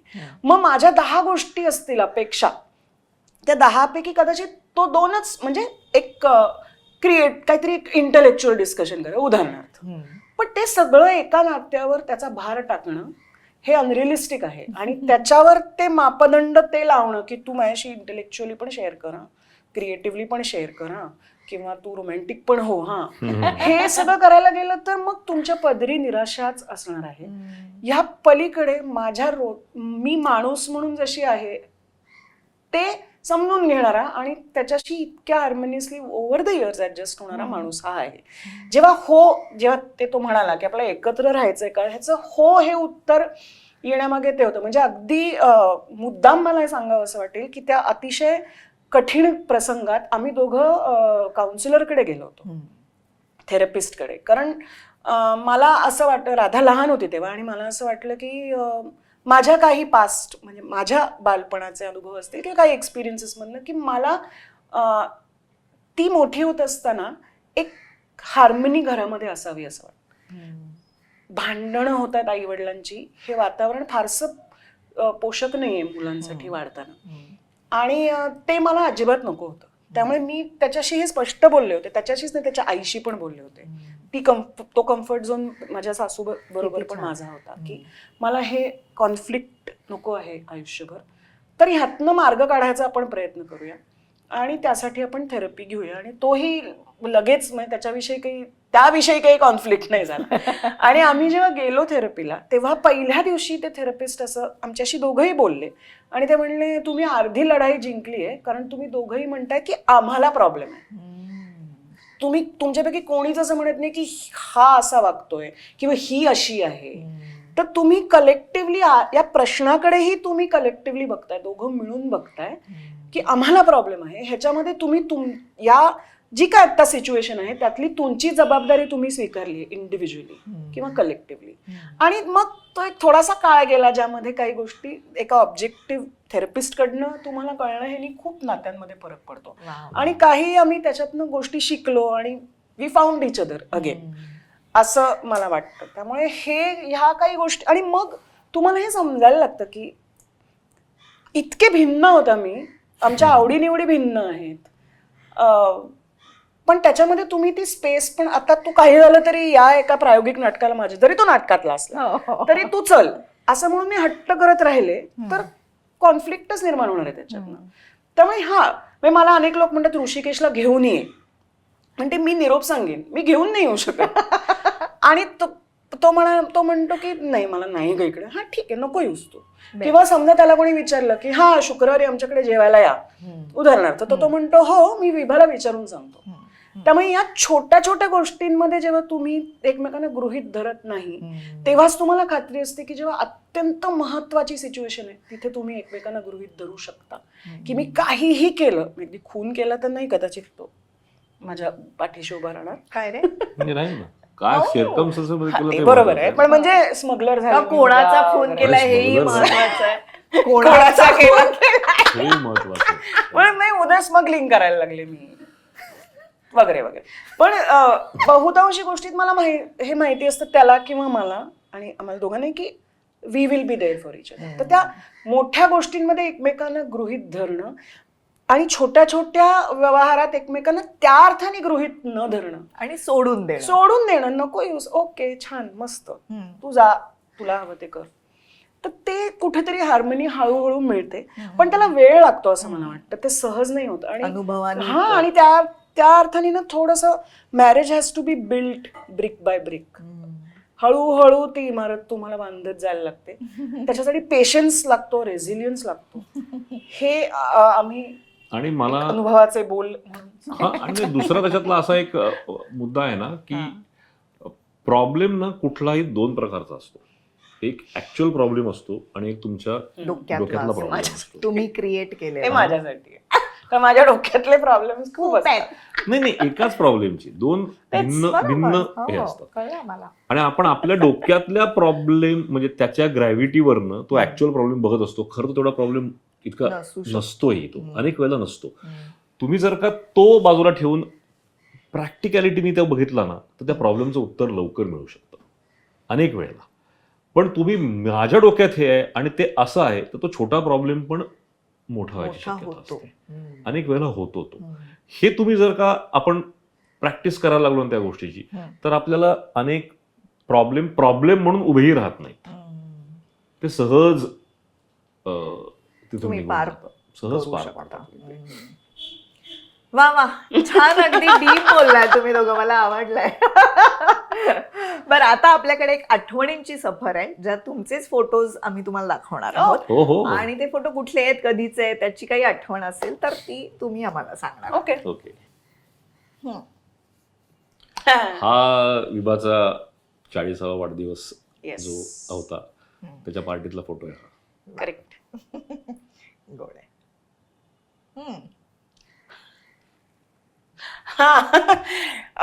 या काळात ऋषानी वजन कमी केलं होतं. नाही ग, हा आत्ताचाच आहे फोटो. नाही हा जुना आहे थोडस का? कमी केलं होतं. साल काय? अच्छा, हा सांगतो, जुना आहे. हा 12 2017-18च्या त्याच्यातला आहे. आमचे अत्यंत जवळचे मित्रमंडळी आहेत, राधिका, समीर, रणजित, कविता. आमचे रिच्युअल आहे की 8 जुलै आमच्या लग्नाचा वाढदिवस असतो. तर त्याला आम्ही 6 जण, 5 गणी किंवा जनरली 5 गणी किंवा कुठेतरी जातो. गोव्याला गेलो होतो यावर्षी. आणि ते असे टी शर्ट आमच्यासाठी करून आणतात. याही वर्षी आणला त्यांनी. तर तसा तो त्या टी शर्ट वर काय एक्झॅक्टली लिहिलंय? टी शर्ट वर जे आहे ना 8 जुलै आणि 8 जुलै. मागे असं लिहिलंय, तर ह्याच्या गंमत सांगतो त्याची या टी शर्टची तुला एक म्हणजे वेगळीच कथा आहे. 8 जुलै टी शर्ट घालून आम्ही पाचगणीला गेलो होतो. 2 दिवस आमची ट्रिप झाली. आम्ही परत येत होतो. आम्ही मॅप्रोत थांबलो. सार्कॅझम कुठे असतो मित्रांचा, त्या मॅप्रोला मला राया भेटला. तर राया आल्यानंतर सुनील अभ्यंकर राया आल्यानंतर मला असं बघितलं, तो म्हणलं की प्रत्येक दिवसाचे करून घेतलेस का तू? तरी हे झालं 8 जुलै 8 जुलैचा काय मुद्दा आहे? मला विचारलं, अच्छा प्रत्येक दिवसाचे तू टी शर्ट करून घेतलेस? आणि ह्याच्या मागे असं लिहिलंय, my husband has the best wife. आणि my wife has the best husband असं त्याच्या मागे लिहिलेलं आहे. तेव्हा टी शर्ट घातलं की मला तो पाचगणीचं हे प्रत्येक मला दिवसाचे अॅनिव्हर्सरी नाही आठवत, त्याला आपली रायाचा मित्रमंडळी किस्सा. आपल्याला जे जमिनीवर प्रश्नच आणतात ना, नाहीये. तेच महत्त्वाचं. प्रश्नच आहे. तेच महत्त्वाचं. ओ माय गॉड, हा जो काय मणी मागून फोटो बॉम्बिंग जे आजकाल म्हणतात. 2017 नाही नाही, कोकणातला आहे 2017 मला. कोकणात अलिबाग गणपतीपुळ्याला गेलो होतो आपण. त्याचा हा फोटो आहे तो बीचवर मणीचं काहीतरी म्हणणं आहे. मणीचं ऑफकोर्स काहीतरी म्हणणं आहे. चिंतामणी वर्तक म्हणजे आमचा जुना मित्र आणि ऋषिकेशचा पार्टनर. ओय गो. हा फोटो आम्ही दोघांनी ऍज ए कपल काढलेला पहिला फोटो अजय कपल. म्हणजे आमचं जेव्हा आता ठरलं हा. तेव्हा अमलेंदू चौधरी मी म्हणलं तुला तसं ऋषिकेशचा आत्ते भाऊ आहे, त्याला आम्ही बोलवलं आणि त्यांनी त्याच्याच का आपल्या त्याच्या घराच्या गच्चीवर आमच्या दोघांचे फोटो काढले होते. वा. आणि तेव्हा ते ही ऋषिकेशी होणारी बायको, हा विभाचा होणारा नवरा असं म्हणून ह्याच्या प्रिंट्स फिरल्या होत्या. हेच ते फोटो. किती गोड फोटो आहे ना. कमाल कमाल. वाव. कोविड मधला फोटो घरी. कोविड मध्ये ऍक्च्युली कोविडच्या हे सांगताना खूप विचित्र वाटतं हे मला मान्य आहे, पण पहिल्या वेव्ह मध्ये पहिला जो लॉकडाऊन होता तो अनेक वर्षातला असा एक काळ पहिल्यांदा आला होता की आम्ही एकत्र होतो घरात खूप बराच वेळ काळ. एकत्र. कारण कसं झालं, सुरुवातीला राधा लहान असताना सपोर्ट सिस्टीम अर्थात होती, पण आम्ही हा प्रयत्न कायमच करायचो की दोघांपैकी एक कोणीतरी घरी असेल. त्यामुळे तो थोडासा खो व्हायचा आमचा, म्हणजे मी आले की तो जायचा, तो आला की मी जायचे. आणि त्या काळामध्ये आम्ही दोघं एकत्र आहोत हा काळ खूप कमी होता. पण 2020 साली दुर्दैवी घटना आणि परिस्थिती दुर्दैवी होती. आम्ही सगळे खूप काळ आपण एकत्र होतो. आपल्या क्षेत्रातल्या बऱ्याच जोडप्यांची मला वाटतं ती वेळ अशी होती की आपण एकमेकांना वेळ दिला. आणि लॉकडाऊन नंतर असं वाटलं की आपण राहायचं एकत्र. अनेक लोकांना कळलं की अरे लिटमस टेस्ट. अनेक लोकांना कळलं की अरे चांगले आहे की काय प्रॉब्लेम नाही, चांगली बाई आहे. अनेकांनी म्हणजे माझी एक जर्मनीतली मैत्रीण आहे, ती या लॉकडाऊन म्हणजे त्यांच्याकडे तसा लॉकडाऊन नव्हता, पण तरी त्याच्यानंतर त्यांनी वेगळं होण्याचा निर्णय घेतला. अनफॉर्च्युनेट, पण तरी सुद्धा तो एक मोठा निर्णय एका अर्थाने त्या दोघांच्या एका चांगल्या भविष्यासाठी तो त्यांना घेता आला या काळात. तो त्या अर्थाने अवघड काळ होता, पण तरी. आपण खूप जुना आहे बहुधा. हो, प्रेग्नेंट होते मी तेव्हा. ते आता ते मॅटर्निटी शूट्स वगैरे आता खूप असतात, तेव्हा तर काहीच नाही. पण परत कपडे पण नाही यायचे मॅटर्निटी. हे आमची एक मैत्रीण होती वैभवा रेळे नावाची, एखाद्या वैभवाचे कपडे थे, तिने मला तिचे मॅटर्निटी वेअर सगळे दिले होते. आणि अमलला आम्ही बोलवलं होतं परत घरी की प्लीज आमचे फोटो काढ. त्यात हा काढलेला फोटो. आठवणींच्या सफरीत शेवटचा जो फोटो होता तो राधा पोटात होती, तर आपण राधाविषयी बोलूया. राधाचा जन्म तुम्ही काय प्लॅन केलं छान, आणि ठरवून जन्म आणि पेरेंटिंग एकूणातच तो अनुभव मला ऐकायला आवडेल. खूप म्हणजे आता अनेकदा आत्ताच्या कपल्स मध्ये ही खूप चर्चा होते, आपलं मूल हवंय का नकोय. तशी चर्चा आमच्यात झाली नाही, कारण हवंच होतं हे त्या अर्थाने गृहीतच होतं की आपल्याला बाळ हवंच आहे, मूल हवंच आहे. आणि मला एक खूप इंटरेस्टिंग, माझ्या आजूबाजूची जी आपली मित्रमंडळी आहेत त्यांना लग्नानंतर एक दीड वर्षात मुलं झाली. त्यामुळे नॅचरली आमचं लग्न झाल्यानंतर वर्षभरात आता असं हे सुरू झालं होतं. पण सुलेखा म्हणून माझी जाऊ आहे, अमलेंदूची बायको, तिने मला फार छान सांगितलं. मी खूपच लहान होते तेव्हा. ती म्हणली की विभाग, जेव्हा तुला वाटेल ना की आता मला बाळ हवंय, तीच योग्य वेळ आहे. त्याच्या आधी कोणीच काहीतरी सांगितलंय म्हणून तू हा विचार करू नकोस. जे मला खूप खूप पटलं. आणि मला असं वाटतं, मला 7च्या घरात श्वास झाला, 7च्या घरात झाला. आणि त्या काळात मला असं वाटलं की आय एम रेडी, आणि आपलं मूल हवंच आहे, तर हीच ती वेळ आहे. एका अर्थाने आपण या सिनेमांमधनं पुढे काही निष्पन्न झालं काही काम, तर आपण ऑलरेडी थोडेसे मोकळे झालो असू, 1-1.5 वर्षाचा असा एक मोठी विचार झाला होता. पण असं खूप काही असं प्लॅनिंग झालं नव्हतं. पण आता दोघांनी आम्हाला वाटलं की we are ready to be parents. आणि त्या पॉइंटला राधा आली आमच्या आयुष्यात.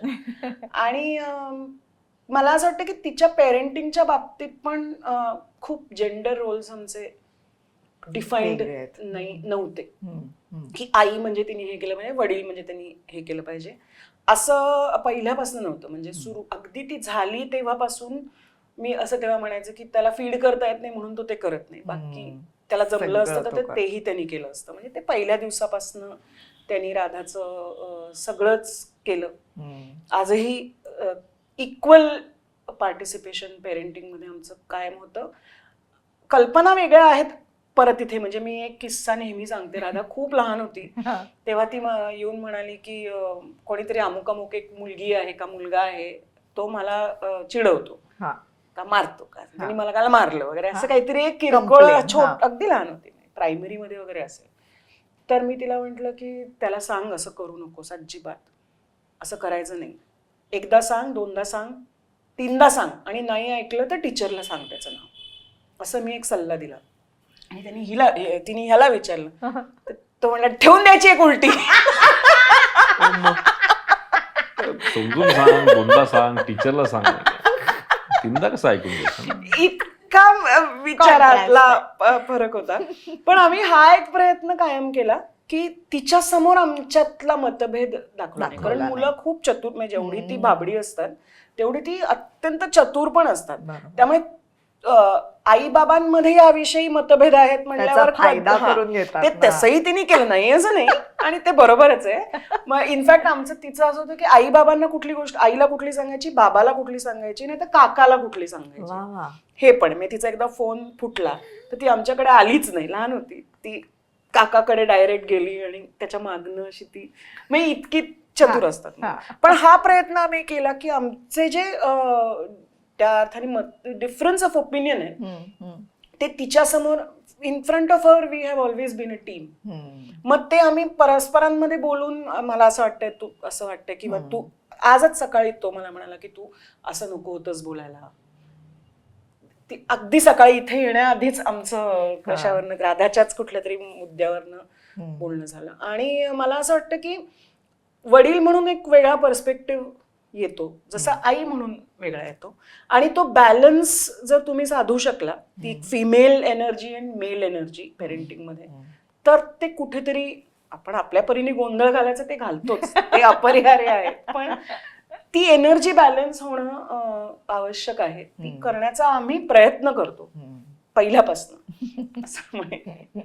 आता कामाच्या निमित्ताने तू बऱ्यापैकी पुण्यात असतोस, तुझं बऱ्यापैकी मुंबईत येणं होतं, तुझं पुण्यातही काम चालू असतं, तर तू बऱ्यापैकी फिरतीवर असतेस. तू फक्त पुणे मुंबई नाही, तू देशाच्या बाहेरही जातेस कामासाठी.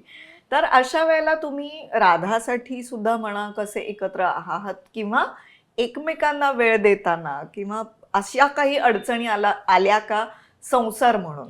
सुरुवातीला नाही काय सुरुवातीला नाही अडचणी, माझा तो परत एक आहे ना, आपण अडचणी कशाला म्हणतो, हा सुद्धा त्यातला एक मुद्दा आहे. पण जसं हिने मग बोलताना सांगितलं की एक स्वभाव म्हणून माझा असा आहे की माझं अडत नाही कशामुळे, त्यामुळे कुठलीच समोर आलेली गोष्ट जी आहे ही त्यांनी माझं काही तसा इमिजिएटली काही अडत नाही माझं. समजा आता राधा लहान आहे, हा मग राधा लहान आहे आणि समजा ही म्हणली की मला जायचंय बाहेर, समजा असं जर झालं होतं, हिला एक रंगशंकराकडनं ऑफर आली की नाटक बसवायचं. राधा तेव्हा 1.5 वर्षाची होती, साधारण 1.5 वर्षाची, आणि ही महिनाभर बंगलोरमध्ये राहणार होती. तर मी हिला म्हणलं जा ना तू. पण मी तिला घेऊन गेले होते दिल्लीला, मी तिला सोडून, हा दिल्लीला सोडून गेली होती, बरोबर, दिल्लीला सोडून गेली होती ही. तुम्ही म्हणलं जा ना तू, काही प्रॉब्लेम नाही आणि मी बघीन, कारण तेव्हा राधा थोडी मोठी झाली होती. 1.5 वर्षाची. पण तसा प्रॉब्लेम म्हणजे असा ना, मी असं म्हणतो ना की खूप असे हे नाही आल्या काय, असे म्हणजे इश्यूज नाही आले. सपोर्ट सिस्टीम पण होती पहिल्या. माझी आई होती, हिची आई होती, माझी आई, दोघी जणी खूप स्ट्रॉंग होत.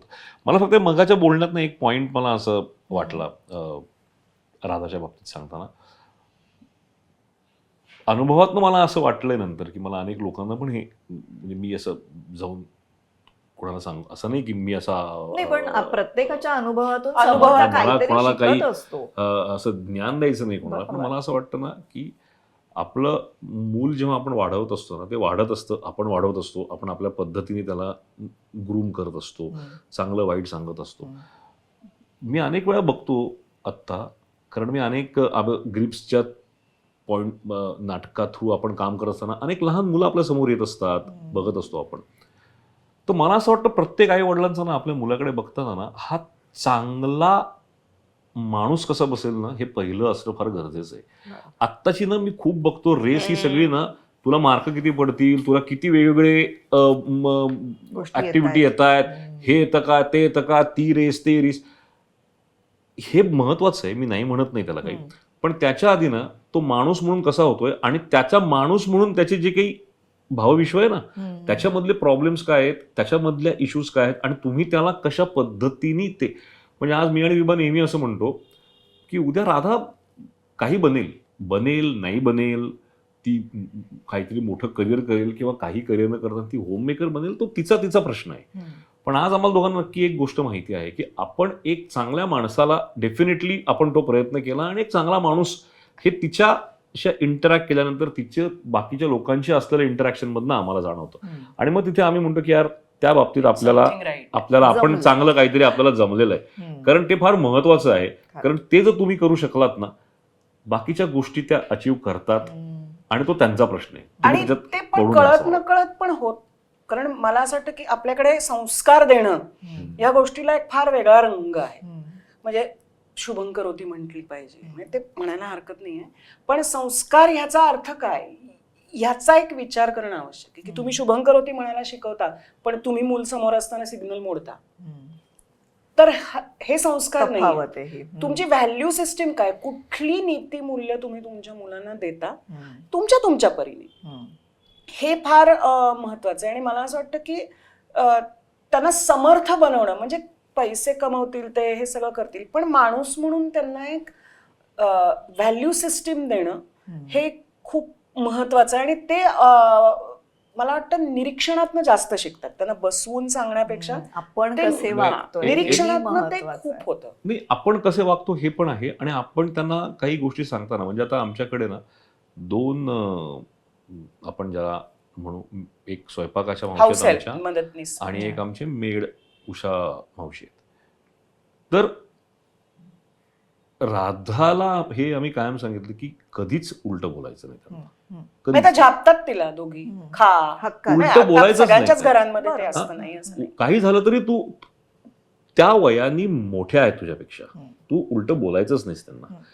आणि मला नंतर लक्षात आलं की आपण हे जे तिला सांगितलंय हे तिला पटलंय. हे एक छोटंसं पोरं असं झालं की घरात मी, राधा आणि हे होतो आणि काहीतरी झालं सकाळी, ते म्हणलं ते राधा ते खा पटकन संपून टाक, ते गरम आहे ते हे कर. मी म्हणलं राधा आता तुला नीताई ओरडते. तर राधा म्हणली आणि त्या मला ओरडू शकतातच, म्हणजे काहीच चूक नाहीये, त्या मला कधीही ओरडू शकतात या बाबतीत. सो तिला सुद्धा हा ऍक्सेप्टन्स आलेला आहे आणि that is very very important. कारण ही ना, माझं काय म्हणणं आहे, तुम्ही समजा एक खूप संस्कार गेलेल्या गोष्टी कराल आणि जर तुम्ही माणसांची चुकीचं वागत असाल तुमच्याच घरात, तर मग माझं म्हणणं त्या संस्कारांना काही अर्थ राहत नाही. हे बेसिक जर का तुम्हाला देता आलं ना, तर मला असं वाटतं ते जास्त महत्वाचं आहे. जे हिच्याकडनं, म्हणजे कधीतरी राधा समजा उलटं बोलतो, राधा म्हणते राधा आवाज हे करायचंच नाही, कोणाशीच नाही उलटं बोलायचं. मग ते घरच्यां, जे तुझे आजी आजोबा, काका काकू, बाबा मावशी आत्या, यांच्याशी नाहीच, प्लस जी लोक आहेत त्यांच्याशी पण कधी बोलायचं नाही. आणि मला वाटतं दृष्टिकोन, तू आता प्रोफेशन्स अशी आहेत जी त्या अर्थाने वेगळी आहेत, तर तुम्ही त्यांचा दृष्टिकोनही नकळत तयार होत असतो. म्हणजे राधा अगदी लहान असतानाचा, मी आता 2 सेक्रेट गेम्स किती साली आला, मला वाटतं 4-5 वर्षांपूर्वी, 14-15 साली, जास्त 8-9 वर्ष झाली असतील. हा. मग तेव्हा ती 8-9-10-11 वर्षाची असेल. ओके. तर त्याच्यामध्ये ती वर्गातला कोणीतरी एक मुलगा म्हणला की तुझ्या आईने कसा सीन केलाय सेक्रेट गेम्स मध्ये. अरे बापरे. हा, तर ती म्हणली की एकतर तू ते का पाहिलंस, म्हणजे तिचे शब्द वेगळे असतील, आर्टिक्युलेशन वेगळं असेल, तू का पाहिलंस ते, कारण ते 18+ आहे. मी ते पाहिलेलं नाहीये, त्यामुळे मला माहित नाही. आणि दुसरं म्हणजे she is an actress, it's her job, असं तिने त्या काळी त्याला उत्तर दिलं होतं. कमाल. किंवा ती कधीच कोणालाही आपण तेव्हाही सांगायची नाही की मी विभावरी देशपांडेची मुलगी मुलगी. चिंटू जेव्हा आला हा. तेव्हा तो किस्सा तिने सांगितला की ती बसमध्ये एक मुलगा असं म्हणत होता की चिंटूचे सगळे माझ्या ओळखीचे आहेत. असं एक मुलगा जाम हे करतो, लहानच हुशारक्या मारत होता. होता, हा. तर ती काहीच बोलली नाही. तिची हा. मैत्रीण तिला म्हणली कप कप कप ऐक ऐक ऐक. हा. आणि 2-3 दिवस हे चाललं होतं. त्याच्यानंतर तो म्हणला की विभावरी देशपांडे इथे राहतात, मला माहिती आहे, मी ओळखतो त्यांना चांगलं वगैरे. आणि एकदा बस स्टॉपवर मी तिला घ्यायला आले तर तेव्हा ती म्हणाली की तो म्हणला की विभावरी देशपांडे इथे कशा? तर दादा म्हणली नातेवाईक आहे माझी आई आहे. नातेवाईक आहेत माझ्या. तर तिने कधीच हे सांगितलं नाही. आता अर्थात मी काही दीपिका पादुकोण नाहीये, पण जे काय हे आहे तर ते मला असं कळत नकळत ही व्हॅल्यू सिस्टीम आपण त्यांना देत असतो. आणि त्या बाबतीत आम्ही खूप एका ग्राउंडवर होतो कायमच. आमचा अप्रोच किंवा कल्पना वेगळ्या असतील, म्हणजे गुड कॉप बॅड कॉप पण आहे. तिला माझा थोडाफार असेल आता तर काहीतरी धाक माझा आहे ह्याला ती गुंडाळू शकते. म्हणजे 2-3 वर्षापूर्वीचा असा प्रसंग आहे की मी कुठनं तरी आले आणि ती म्हणली की आई एक रिक्वेस्ट करू का, आज ना माझ्या 2 मैत्रिणी स्लीप ओव्हरला यायचं म्हणतायत, तर चालेल का? तर म्हणलं चालेल. तर हा होता तिथे. तो म्हणलं हे, कारण ती जस्ट 1 तास आधी ती येऊन म्हणली होती बाबा माझ्या 2 मैत्रिणी आज स्लीप ओव्हरला येणार आहे. तर म्हणलं तू हिला काय आवडेल गुळ सांगेल का? पद्धतच वेगळी आहे ना. पद्धतच वेगळी. किंवा हा भयंकर 11 वाजले तरी कुठेस तू, कोण आहे तुझ्या बरोबर, हा त्याचा झोन असतो. एकदा तो 11 वाजता करिश्माच्या चौकात ती होती मित्र, आणि वर्दळ असते, ट्रॅफिक जॅम असतो त्यावेळी, इतकी गर्दी असते.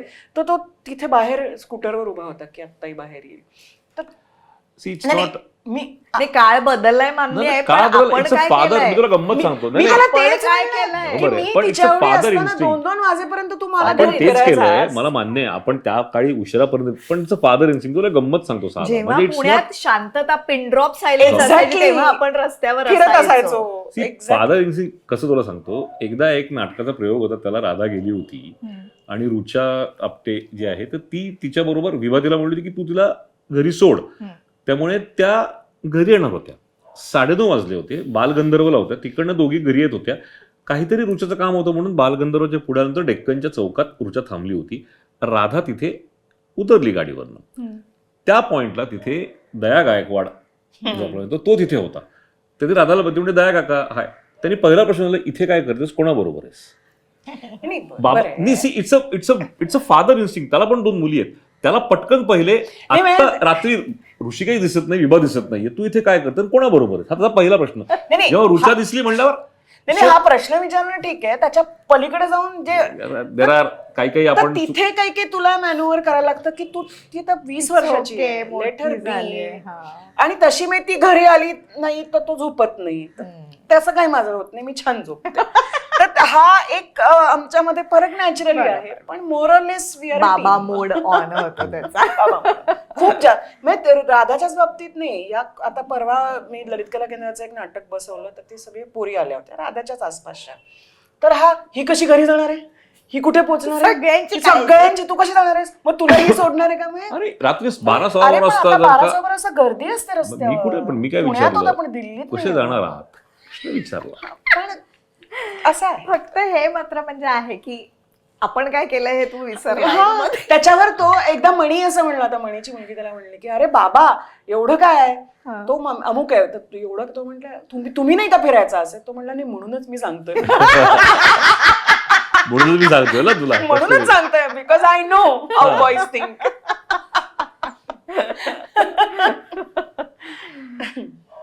पैसे या विषयी मला थोडंसं विचारायचं आहे की इन्व्हेस्टमेंट्स म्हणा, आपलं अनिश्चित क्षेत्र आहे.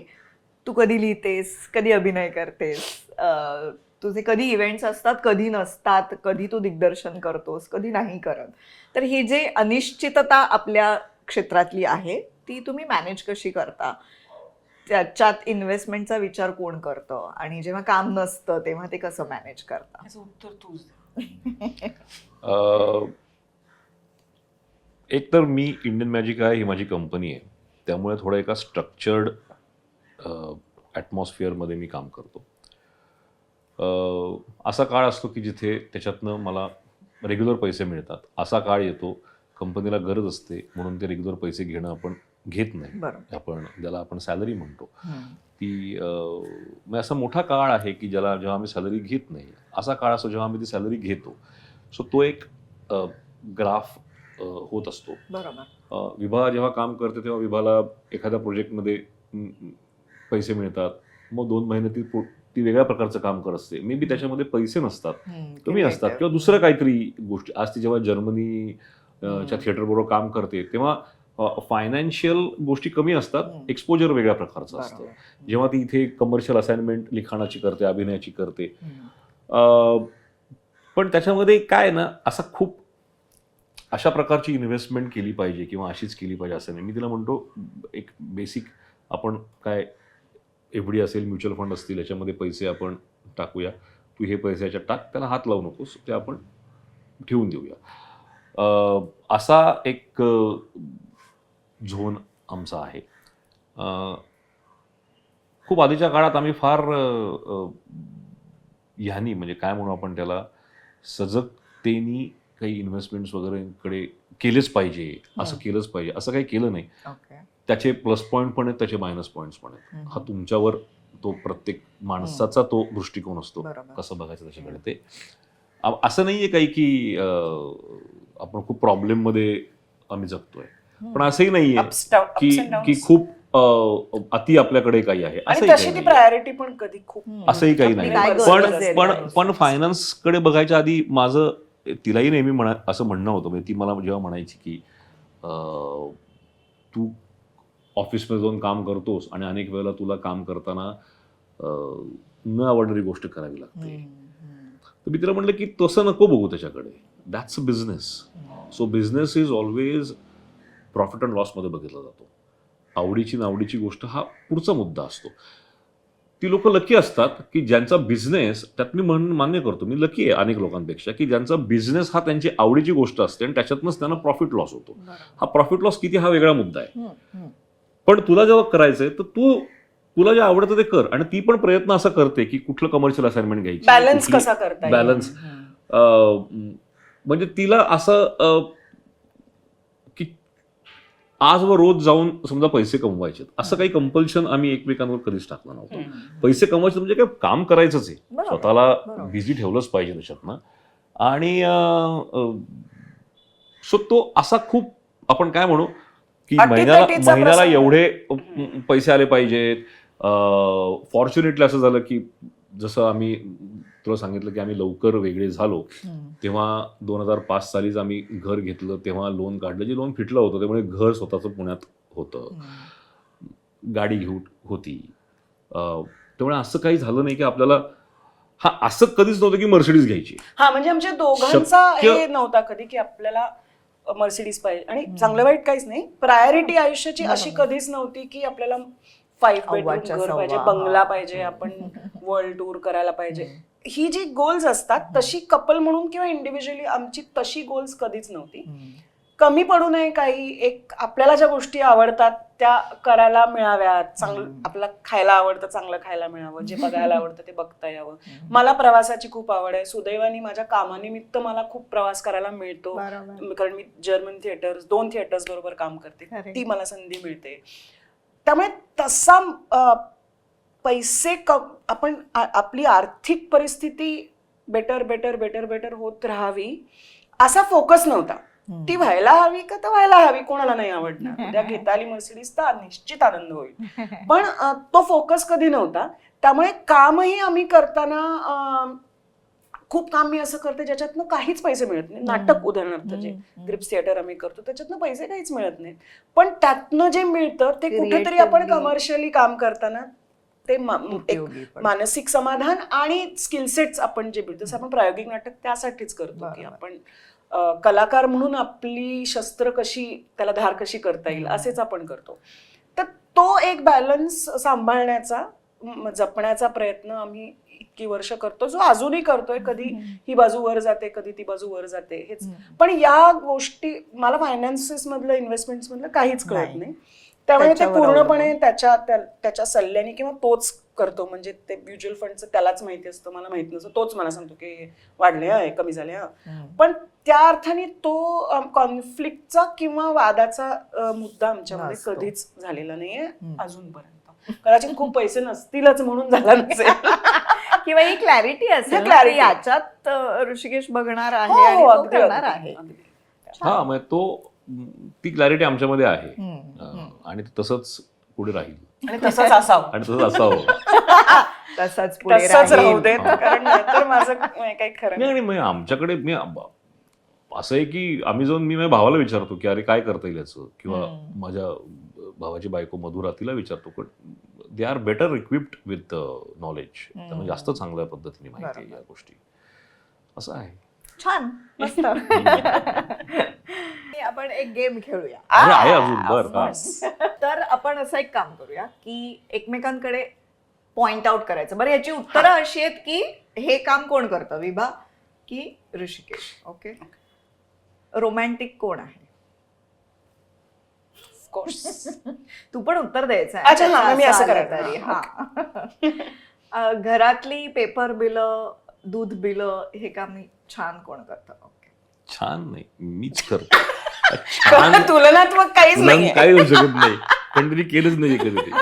मीच तो करतो. पेपरवाला माझ्याकडे मॅडम असं करत येतो, तेव्हा तुम्हाला तेव्हा मी म्हणते पण येते. पेपरचं बिल दे, कॉन्टॅक्ट ऋषिकेश असं तेवढंच करते सांगायचं ती. त्याला. हा. झोपेचं स्केड्यूल कोणाचं बिघडलेलं आहे? ते झोप लागत नाही मला रात्री. खूप विचारचक्र वगैरे सगळं झोपेचं माझ्या. तो 3ऱ्या सेकंदाला झोपतो. घर व्यवस्थित कोण ठेवतं? वाव, दोघही 50. त्याला जे वाटतं व्यवस्थित आहे त्याच्यात मला काहीतरी दिसू शकतं जे व्यवस्थित नाहीये. दृष्टिकोन उदाहरणार्थ वेगळा. मी समजा 4 दिवस मुंबईत असेल तर 4 दिवस पेपरची चळत लागलेली असते, ती रद्दी असं ड्रॉवर आहे त्याच्यात ते फक्त त्याच्या उचलून आत ठेवायचं असतं, ठेवायचे. ते ठेवलेलं नसतं. पण ती किंवा पांघरुण. घराच्या हॉलच्या कोपऱ्यामध्ये पण ती का- एका मी टेबलावर 10 असते, दिवस ती नसेल मध्ये तर नसते ती पडलेली चळत अशी, असते. तो मुद्दा नाहीये. पसरलेली नसते. किंवा एक ड्रॉवर केलाय ना आपण हा, घरात. तिथलं ते पेपर छोटस घर आहे, म्हणजे असं नाही की लांबवर महाल झालं आहे. जायचं असं काही नाहीये. किंवा पांघरुण असतं ना, ते डुएट असतं, ते मी नसीन तर ते तसंच असतं, हा. कारण तसाच शिरतो तसाच बाहेर पडतो. आता ते असं पांघरुण आहे, आपण अंगावर घेतो, सकाळी उठताना आपण असं टाकतो, बाहेर येतो. मधली याच्यामुळे ओरिगामी कशाला? बाकी ते तो म्हणलाय ना, तो विश्वाचं आहे. बिस्वाचा एक कॉमेडी आहे ना, तो म्हणतो आपण कपडे काय करतो, कपडे आपण वॉशिंग मशीन मध्ये घालतो, वॉशिंग मशीन मधनं काढतो आणि आपण घालतो, तर मधली घड्यांची ओरिगामी ओरिगामी कशाला?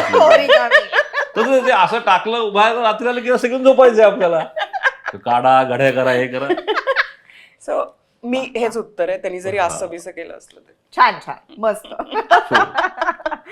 आता आज मी असं म्हणते की विभाची एक इच्छा पूर्ण करावीच आपण. हा. Danger आहे ऋषिकेशसाठी. तर जसं आपण सुरुवात कॉल युअर बेनी केली, तसं आपण शेवटाला आलेलो आहोत. तर आपण एक पत्र, पण ते वोकल पत्र आहे, वोकल लेटर आहे. तर आता तुला एक लेटर लिहायचं आहे आणि म्हणायचं आहे. तिच्या बाजूची का माझ्या बाजूची? दोघांचे, तुम्ही दोघंही माझे मित्र असं नाही, आहात. मग- पण माझ्या असं लक्षात आलं की ही तिची एक इच्छा अपुरी राहिली आहे आणि ती द अनुरूप शो पूर्ण करणार आहे. प्रिय विभा, काय कशी आहेस? तुझा ऋषिकेश. ए, चल. अरे ए, ऐक चल, ना, चल. प्रेमपत्र असंच असं. नाही तुला काय माहित, तू किती वाचलीस आणि किती पण लिहिलीस? पण मला जे माहिती मी केलं ना. नाही. म्हणून मी तुला मगाशी ब्रेक मध्ये मी त्याला अलर्टही केलं होतं. पण मला असं तर काय तू विचार का सांगितलं नाही केलास? पण मला हे नाही सांगितलं तू की प्रेमपत्र लिहायचंय मी म्हणून. ते कसं सांगणार पण मी? काय प्रेमपत्र लिहायचं म्हणजे? नाही, पत्र लिहायचंय. तर तू बघ ना, थोडस जरा असं विचार कर की विभाची एक इच्छा आहे जी आपण नाही पूर्ण केली आहे, तर एक ऐक ना, मनातलं हे बघ, आतून. काय तो मला माहिती तुला हे समजावून सांगेल की अशी इच्छा असणंच कसं मुळात चुकीचं आहे. काय? हे बघ, काय आहे, काय? शब्द हे फसवे असतात. हो हो हो, लेखकाला सांगतोय. कृती शब्द हे फसवे असतात. कृती नाही करू म्हणूनच शकत. आपण जाऊन ते ऐक ना, कृती ही फसवी नसते. सो माझं तिच्यावर जे प्रेम आहे किंवा बरं, हे मग पत्रातून लिही आता. चल. अगं, प्रिय परत विभा, काय विभा, कशी अरे आहेस? यार, बरी आहेस का? इनसे न हो पाएगा. दाढ तुझी दुखायची थांबली आहे का? ती दाढ दुखत ती असताना दाढ दुखत बिचारी असताना shoot मी आली करतेय. आज. हा. हा. हे बघ काय सांगू का, ते थोडंसं ना म्हणजे हे होईल, तू थांबवलं त्यांनी. हे नको करू. नाही, तो- काय काय ना ते येणार नाही, ते असं काहीतरी एकदा मी त्याला असं ते आय लव्ह यू कधी म्हणत नाहीस वगैरे असं, तर तो एक जोक त्यांनी कुठेतरी वाचला होता, तो आजही सांगतो. ती बायको म्हणते की you never said I love you, you never say I love you. तो म्हणतो I said it 40 years back, if anything changes I let you know. काही बदललं तर सांगेल. सांगेन तोपर्यंत तोपर्यंत माहितीच चालू यू नो आहे. दॅट. कशाला पत्र भेटत नको असं नको. बरं आता आपण लेखक आहे मग लेखक मोड माझ्याकडे ऑन. हा काही टास्क नाही. हा. त्यापेक्षा हा आता गप्पा त्यांनी, छान आहेत. anyway हे खूप हे होईल काय म्हणजे असं एक पॅच ठिगळ झाल्यासारखं ते होईल. आम्ही ते ठरवू. ठरवतील, एडिट करतील नाही आवडलं. तू कर, तू बरं बोल. जाऊ दे, ठीक आहे, तू पत्र लिहून टाक एक त्याला, म्हणजे वोकल लेटर. प्रिय ऋषिकेश, बॉयफ्रेंड, नवरा या कुठल्याही व्याख्येत बसण्याऐवजी तू माझा साथी, माझा सोबती म्हणून इतकी वर्ष माझ्याबरोबर आहेस. याहून महत्वाचं, याहून मोठं, आणि जरीही तू मला पत्र लिहायला नकार दिला असलास तरी याहून जास्त रोमॅन्टिक माझ्यासाठी काही नाही. आणि मला असं वाटतं की विश्वास जो तुझा माझ्यावर आहे, माझा तुझ्यावर आहे, आणि मला सहन करण्याची, टॉलरेट करण्याची जी तुझ्याकडे अभूतपूर्व शक्ती आहे, त्याविषयी मी तुझी आभारी आहे. आणि इथून पुढची 25 वर्ष पण आपण अशीच एकत्र चालत करू. आणि कधीतरी तू मला पत्र लिहिशील आणि आय लव्ह यू असं म्हणशील आणि मी टू म्हणायची संधी मला देशील, या आशेवर मी हे पत्र थांबवते. तुझीच विभा. करेक्ट. आता इथे वरती प्रिय ऋषिकेश कडून ते प्रिय विभा आणि तुझा ऋषिकेश काढ, असं आणि कसं या सगळ्याच उलट पेस? गोष्टी नाही हे तिचं मत कट- झालं पण ना. ती माझी पण काहीतरी सेम मत वेगळं आहे. असेल ना तुझं सेम मत म्हणणं. आहे, सेम मत आहे. चालेल, ठीक आहे, पण छान. विभा, शाबास, मी जिंकले. जिंकलीस. आता जाता जाता तुमच्या मते अनुरूप जोडप्याचं सूत्र काय? मी सांगू का तू? दोघे सांगू, तू सांग आधी. नात्यातली मैत्री, विश्वास आणि सहजता हे असेल असं मला वाटतं. मला असं वाटतं की बरोबर हिने सांगितलं ते. आणि त्या दोन माणसांनी ते ठरवायचं असतं त्यांच्यामधलं काय एक्झॅक्टली आहे ते. आणि त्याच्या पुढे जाऊन मला असं वाटतं की मुळात जेव्हा तुम्ही दोन माणूस म्हणून एकमेकांकडे बघता ना, तो पहिला विश्वास हा फार महत्वाचा आहे. तुम्ही दुसऱ्या माणसाला माणूस म्हणून रिस्पेक्ट जेव्हा करता ना, ते पहिली पायरी असं मला वाटतं. तो रिस्पेक्ट असला पाहिजे माणूस म्हणून. मग जसं ही म्हणाली की नात्यामधला विश्वास असेल, प्रेम असेल, त्या दोघांमधलं या पुढच्या गोष्टी आधी. सूत्र सूत्र म्हणजे आता माझं पण मोठं सूत्र आहे. म्हणजे माणूस छोटं आहे. म्हणून तुम्ही सूत्र पार्टनरकडे असं पटकन सांगतात ना. माणूस म्हणून बघा, माणूस म्हणून बघा पाहिजे. वा, छान. दोघंही वेळात वेळ काढून आलात. तुझी दाढ दुखत असताना तू आज इथेस, आणि तू कारण अनेक सरांची वेळा- डेट मिळणं अवघड होतं ना. अनेक वेळा नाही म्हणूनही तू आज इथेस. हे बघ, त्या एक निमित्ताने. मिनिट. नाही म्हणजे मी उगाच नाही म्हणत नव्हतो, प्रचंड बिझी पण ते काय आहे त्या नाही, नाही, ऑफिसच्या इथून ह्याच्यामधनं मुंबईला येणं तेवढं हे काम. मला जितकं घरांगण आहे तितकं त्याचं नाहीये. त्यात रविवारी आणि कट्टा सोडून म्हणजे सगळं. अनुरूप रविवारी तुम्ही तू जिंकलेला मुंबईत- आहात. हा, अनुरूप माझा शोसाठी रविवार तू सगळा आलाय. कट्टा सोडून कट्टा ते आले मी आहेत. आलो इथे. वा वा, त्या निमित्त द अनुरूप शो करून Thank you. थँक्यू. वा, मस्त आहे. थँक्यू. आय होप तुम्हाला ही गप्पा मारायला मजा आली अरे. असेल. खूप मला खूप कारण मजा आली. रुजू तू तर खरंच या सगळ्या प्रवासाची पहिल्यापासूनची साक्षीदार आहेस. आमच्या दोघांची खूप जवळची मैत्रीण आहेस, त्यामुळे तुझ्याशी आणि- गप्पा मारताना आणखीन मजा आली. मी आधी तुला कधी ही गोष्ट बोललो नसेल रोजू, पण कायमच एक गोष्ट तुझ्याबद्दल महत्वाची अशी होती ना, की ज्या काळी तू लग्न केलंस आणि ज्या काळी तू एक खूप वेगळ्या पद्धतीचं स्टेप घेऊन लग्न केलं, त्याला एक करेज लागतं ना, ते जेव्हा तू दाखवलंस ना त्यावेळेला, हो, ते फार महत्वाचं आहे. मी कधी तुला असं तोंडावर आपण कधी बोललो सांगितलं नाही नाही, कधी. कारण हो. मी तुला लग्न आधीपासून ओळखतो. मी तेव्हा तुला बघितलंय, तू त्या काळामध्ये त्या phase बघितलंय, मध्ये तू माझ्याशी बोलली होतीस तो विषय एकदा. त्या वल्नरेबल ह्याच्यात होतीस. पण तू जो तो तुला अनेक लोकांनी तेव्हा सांगितलं होतं की रुजू हे करू नकोस, नाही, पण तू जे केलंस आणि ते सुंदर निभाव. आणि त्या सगळ्याचा जो एक छान साजेरी नावाचा एक, काय म्हणू आपण त्याला, सार परिपाक. आमच्या. त्यामुळे त्याच्याबद्दल तुला खूप खूप I love you, उषा. वा मस्त आहे हे. सुंदर आहे ये, सुंदर छान. कल्पना. अनुरूप शो कोणाचं अक्षर आहे किती सुंदर आहे. तर आता फॉर्मली द अनुरूप शो मध्ये तुम्ही आला त्या निमित्त तुमचे आभार. आम्हाला बोलावलं आम्हाला आमच्या बोलावलं गप्पा ऐकल्या त्याबद्दल. विषयी तुमचे आभार. येस, Thank खूप you so खूप much. प्रेम तुम्हाला. थँक्यू. थँक्यू. या आजच्या आमच्या गप्पा तुम्हाला कशा वाटल्या हे कमेंट्स मधून नक्की कळवा आणि बघत राहा द अनुरूप शो, कारण विविध क्षेत्रातली मंडळी इथे येणार आहेत आणि त्यांची गुपितं आपल्याला कळणार आहेत. पाहत राहा द अनुरूप शो.